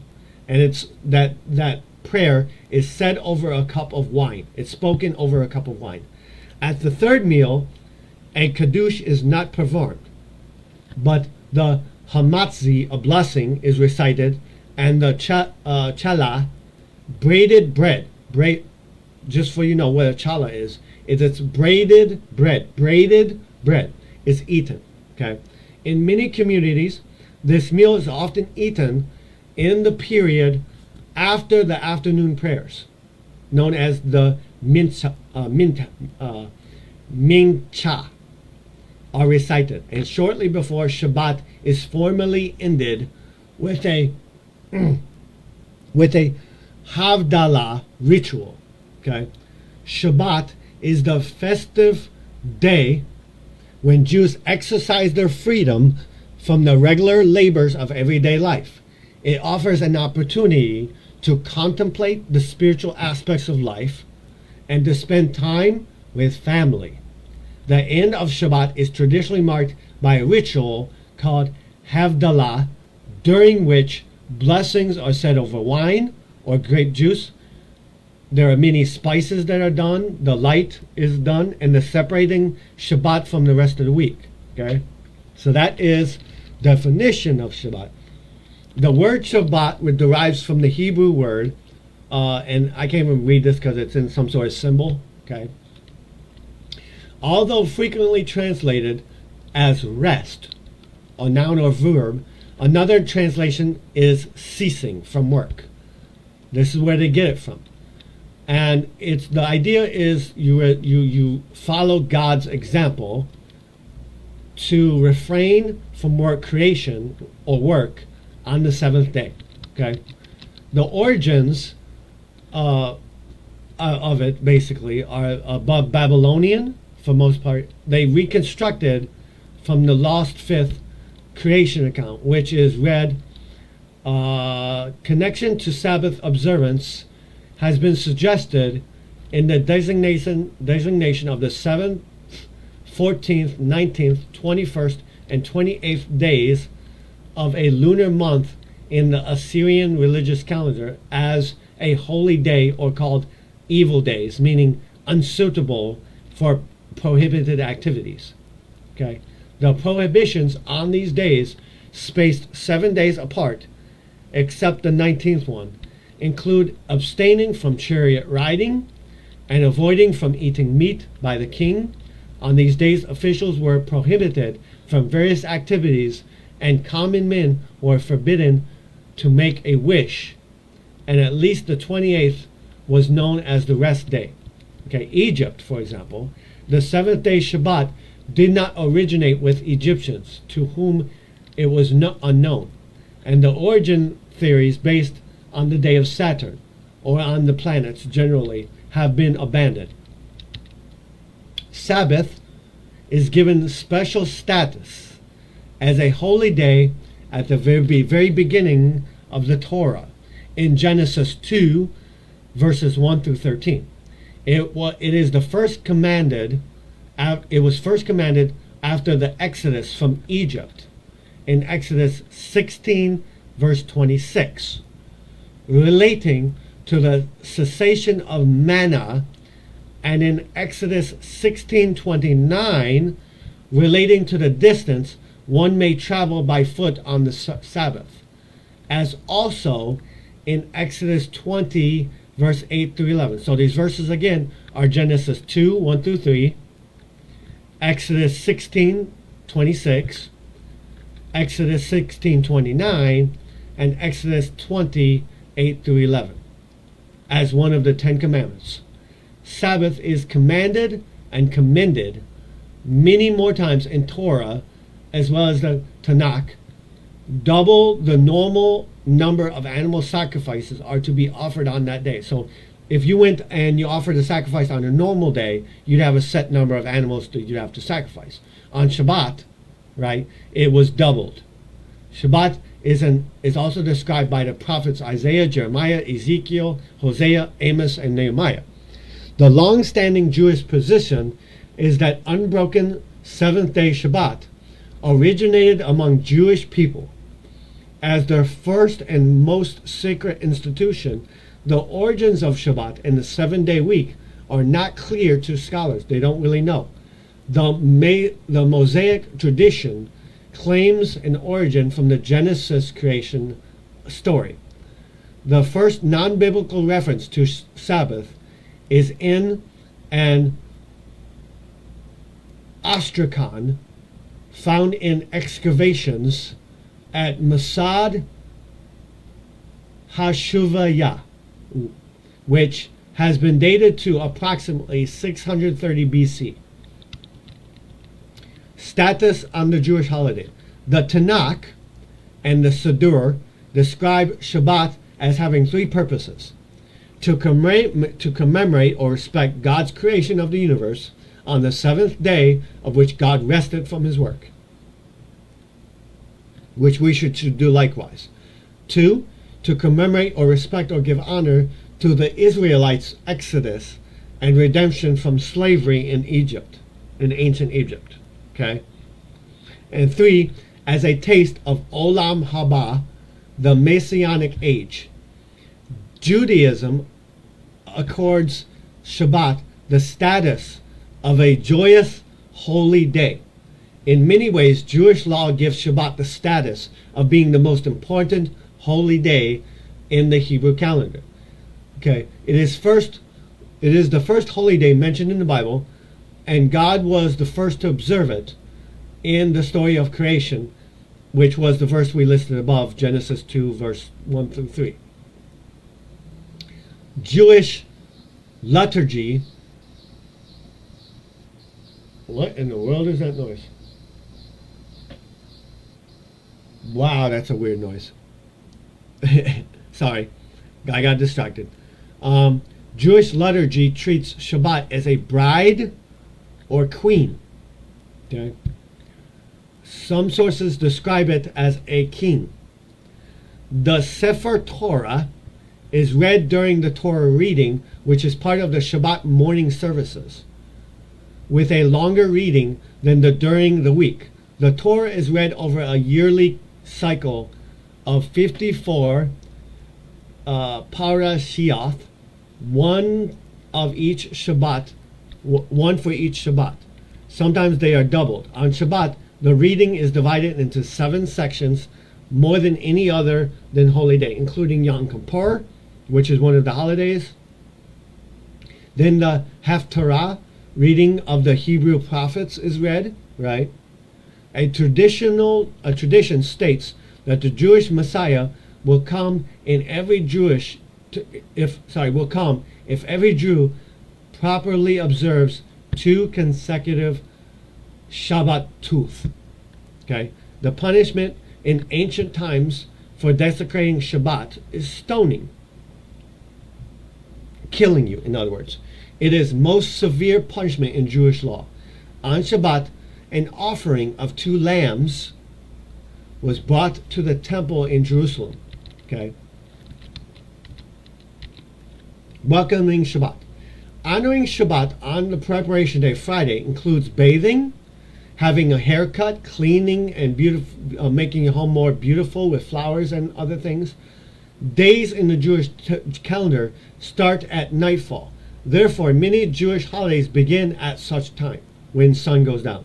According to Jewish law, Shabbat starts a few minutes before sunset. Candles are lit at this time. It is customary in many communities to light the candles 18 minutes before sundown. Okay? Tosafet Shabbat. Although sometimes people do it 36 minutes. And most printed Jewish calendars adhere to this custom.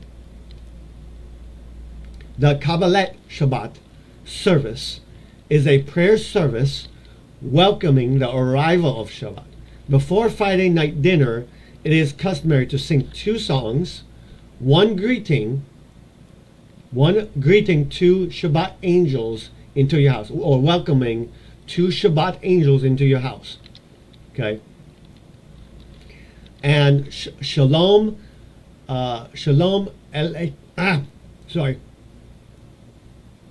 Aleichem, peace be upon you, right? And the other, praising the woman of the house for all the work she has done over the past week, known as Eshet Heyil, woman of valor, right?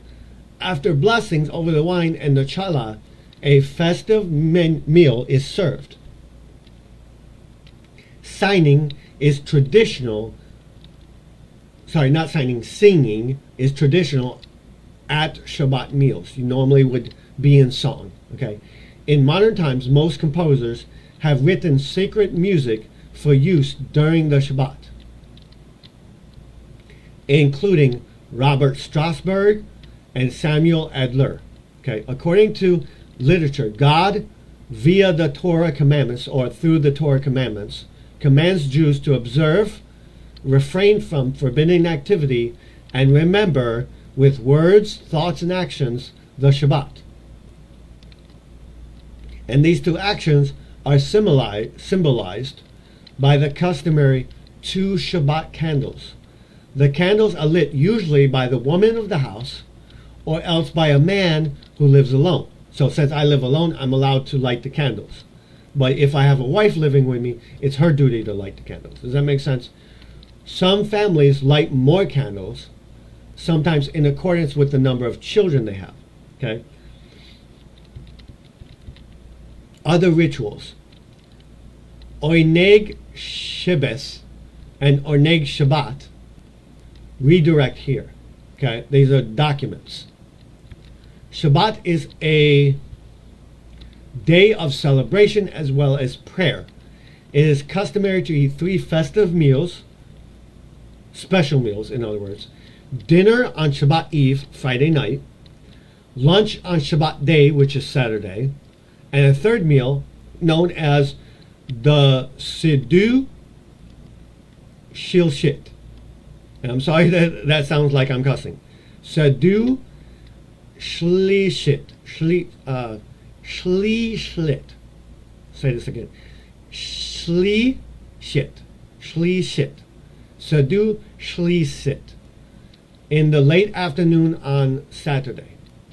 It is also customary to wear nice clothing different from the clothes you would wear on your normal week. On Shabbat, to honor the day. It's a way of honoring that day. Okay? Now I'm learning more. Many Jews, okay, attend synagogue, which is church, services on Shabbat, even if they do not do so during the week. Services are held normally, or should be held normally for this, on Shabbat evening, Friday night, Shabbat morning, Saturday morning, and late Shabbat afternoon. So you would end up going to synagogue 3 times during Shabbat, with the exception of Yom Kippur, which is days of public fasting are postponed and advanced if they coincide with Shabbat. Mourners sitting Shiva, week of the mournings, subsequent to the death of a spouse or a relative, outwardly conduct themselves normally for the duration of the day and are forbidden to display public signs of mourning. Okay?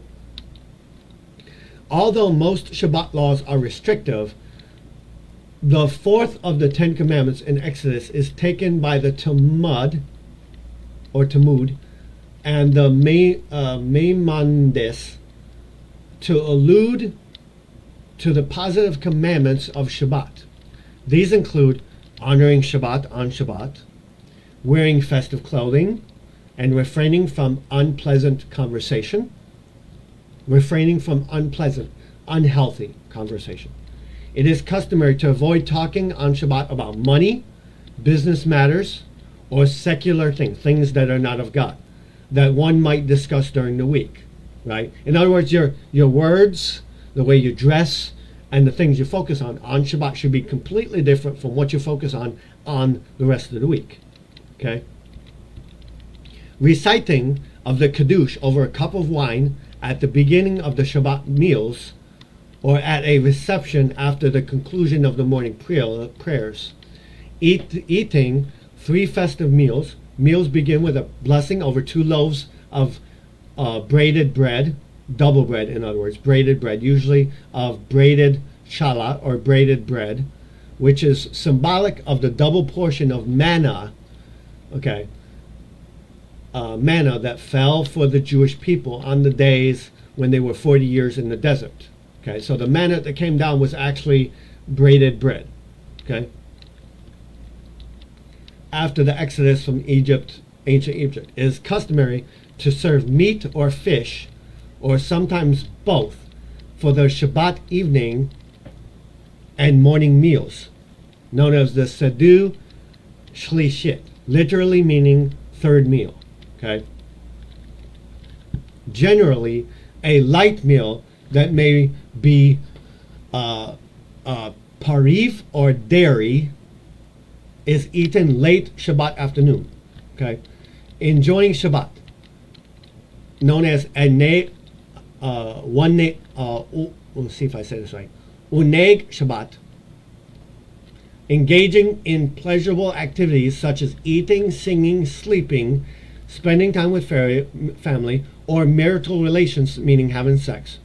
Okay, sometimes referred to as Shabbating, and reciting the Havdalah. By the way, marital relations means married sex, not sex. Big difference. Okay. Then the Havdalah, or separation, the Hebrew word for separation, is a Jewish religious ceremony that marks the symbolic end of Shabbat. And it ushers in the new week. At the conclusion of Shabbat at nightfall, after the appearance of 3 stars in the sky, the Havdul blessings are recited over a cup of wine, and with the use of fragrant spices and a candle. Usually this is a braided candle, okay? You can find those special Shabbat candles online that you can buy. Some communities delay doing this prayer later into the night in order to prolong Shabbat or make Shabbat longer. There are different customs regarding how much time one should wait after the stars have revealed themselves until Shabbat is technically over with. Some people hold to being as long as 72 minutes later, a couple hours later. Okay, prohibited works on Shabbat, the 39 Melachat. Now I'm reading from Wikipedia, so that's why you're going through all this stuff. So let's recap. Forbidden works: plowing the earth, tying, sewing, untying, reaping, sewing stitches, binding sheaves, tearing, threshing, trapping, winnowing, slaughtering, selecting, filleting, grinding, tanning, sifting, scraping hide, kneading, marking hide, baking, cutting hide to shape, shearing wool, writing 2 or more letters, erasing 2 or more letters, washing wool, beating wool, building, dyeing wool, demolishing, spinning, extinguishing a fire, weaving, kindling a fire, making 2 loops, putting the finishing touches on an object to finish it, and transporting an object between private and public domains more than 6 feet, weaving 2 threads, separating 2 threads. Okay. The 39 Melachak are not so much activities as categories of activities. For example, while winnowing usually refers to exclusively to the separation of chaff from grain, and while selecting refers to exclusively to the separation of debris from grain, they refer to the sense of any separation of materials which render one edible and the other one not edible. Okay, filtering undrinkable water to make drinkable water, for example. Okay, the categories of labor prohibited on Shabbat are derived on the account of biblical passages spoken of in Exodus 35, 1 through 3, Exodus 35, 1 through 3, to making the tabernacle, right? In Exodus 35, verse 4. Okay? Those are the 2 verses. Exodus 35, 1 through 3, and Exodus 35, 4. When they built the tabernacle. That they are the kind of works that were necessary for the construction of the tabernacle. They are not explicitly listed in the Torah, the Old Testament, exactly what they are. The Mishnah observes that the laws of Shabbat are like mountains hanging by a hair, for they are little scripture but many laws. Many scholars have pointed out that the labors have in common activity that is creative, okay, and exercises control or domain over someone's environment. Okay, the term Shomer Shabbat is used for a person who adheres to Shabbat laws. In other words, you're Shomer Shabbat, observant of Shabbat. In other words, the strict observance of the Sabbath is often seen as a benchmark or starting point for orthodoxy, and indeed has legal bearing in the way of Jew as seen as orthodox religious court in Judaism. Okay, then they go into electricity, automobiles, modifications to the law, such as elevators, breaking things, tying things, belt buckle, or anything like that. For example, on Shabbat, you're to dress in special clothes, right? So that means in order to dress with special clothes, you would have to use a belt buckle, okay? You would have to use a brooch or a special flower thing, okay? Tying a bar, clothing, jewelry, okay? Elastic band to clip your hair or anything like that, okay? Shabbat lamps have been developed to allow light into a room to be turned on and off at will when the electricity remains on. Now, the version of this that I know is, how many of you have seen those sensors on lights that the moment the sun goes down, the lights automatically turn themselves on? You know what I'm talking about? This would be they are known as smart lights. These are what you need to buy if you want smart lights. Okay, but since my house oftentimes is in the dark, I'm going to need LED lights, and I'm going to have to turn them on before Shabbat begins. Okay. Now, listen to this. They don't want to violate Shabbat, so there's an app called Shabbat. Is a proposed Android app claimed by its creator to enable Orthodox Jews and all Jewish Sabbath observers to use a smartphone to text on Jewish Sabbath. It has met the resistance from many authorities. Why? Because when you're typing, it's the same as writing. Okay. There's the permission of, if a human's life is in danger, then a Jew is allowed to act. Encouraged activities. So here are the activities that are encouraged to do on Shabbat. Okay. Remember and keep the Sabbath day. And this is what led me to start discovering what is included in Shabbat. Okay. Now I still have a lot of studying to do, by the way. I know the Torah because that's the Old Testament. But the Talmud and all these other words that they're saying and the Jewish laws, I really have to study this stuff. Okay. Keeping the Sabbath and to sanctify it, to sanctify the Sabbath at home and in synagogue, in church in other words, as well. In addition to this, we should refrain from creative works of all kinds.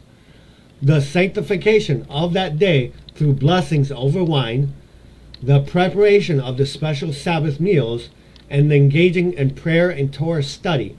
Torah study literally means studying the Bible. We're required, it's mandated, ordered to do, okay? Are required as part of Shabbat observance to promote intellectual activity and spiritual regeneration. This is why nowadays you go to church on Shabbat. You go to church on Sabbath, right? Why do you go to church? To hear the Word of God, to study the Word of God, okay?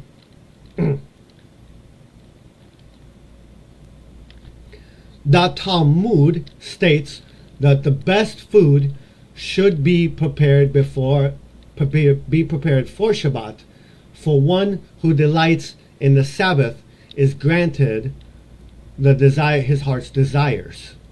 All Jewish denominations encourage the following activities on Shabbat: reading and studying and discussing the Bible, and commentary on the Bible, Mishnah and Talmud, which are basically books, I'm assuming, the learning of some of the halakha, so learning of the things of God, basically, synagogue attendances for prayers, going to church for prayers, and a closer relationship with the Lord, spending time with other Jews, and socializing with family, friends, and guests at Shabbat meals, hospitality, in other words, singing special songs for Shabbat, okay, commonly sung during and after meals.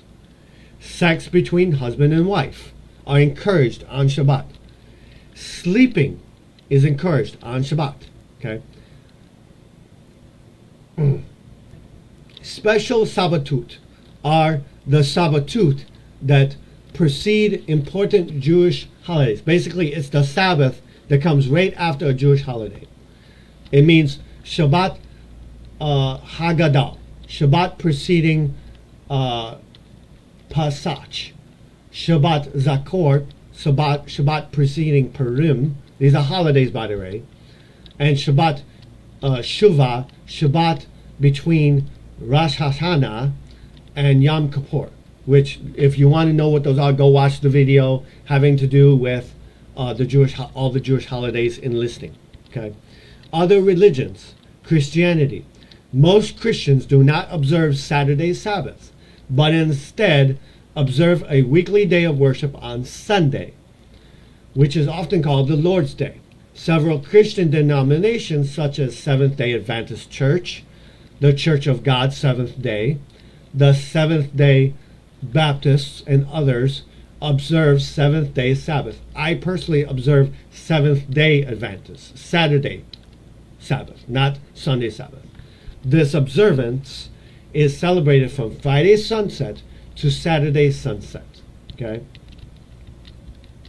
Then they have a whole bunch of other references and stuff like that, and that's the nutshell of this particular page. Okay. We already went over the forbidden works on that, and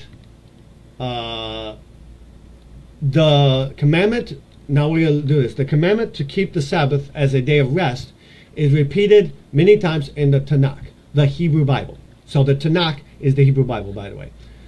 It is uttered in Exodus 31, verses 12 through 17. Exodus 31, 12 through 17, right? 6 days you may work be done, but the seventh day there shall be a Sabbath of complete rest, holy to God. Whoever does work on the Sabbath day shall be put to death. The Israelite people shall keep the Sabbath, observing the Sabbath through the ages as a covenant for all time. It shall be a sign for all time between me and the people of Israel.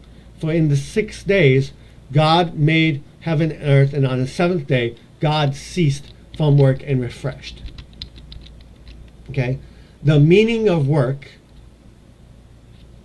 is melacha, explains below. The tradition, the rabbis note that in Genesis 2, 1 through 3, and Exodus 31, 1 through 11, and derive the rule on this basis of manual labor, okay?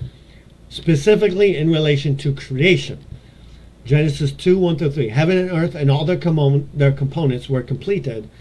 With the seventh day, God finished all the work, melekah, which is work, that he had done. He ceased on the seventh day from all the work, melekah, that he had been doing. God blessed the seventh day, and he declared it to be holy, for it was on this day that God ceased from all work, melekah, something, that he had been creating to function. And then the Exodus 1 says, provides detailed instructions for the construction of the tabernacle. Again, using the term melekah, the word is usually treated as workmanship, which has a strong element of creation or creativity to it. This section immediately precedes the section concerning Sabbath rest. Okay? So that's the basic thing in a nutshell. Then they have the whole list of the 39 melekah in great detail. Okay? So I will be giving all these links that I'm reading from in the group chat for everybody to read from if they want to, and to examine all this stuff. And they have words in here that are in blue. You can click on that and they will take you to many other sections to learn up all these other things. Okay, so guys, that is the basic. So basically, in a nutshell, again, Sabbath is for the reconnection with God and get away from all distractions, and for connecting with your family, friends, and loved ones, and to show hospitality with them, right? To make that bond stronger, okay? And to do all things associated with making that bond with other people and with God stronger. This is why I was doing the games, okay, in the lobby. And this is why I would go live on the Zoom, which we didn't do last Sunday, but you get the idea. So thank you guys for joining and learning a little bit about Shabbat, okay, that I've discovered so far. There might be more videos later with more information that I discover about this, but right now this is all I can offer you at this time, okay, without making this video so very, very long, okay? So look forward for more videos possibly in the future. We don't know for a fact or not, but I hope this has been satisfactory for you for now, okay? Thank you guys for watching. Hope you have a blessed day, and I hope that you enjoy this video and enjoy the learning. Thank you for your time. Have a blessed day and take care. Go with God, okay?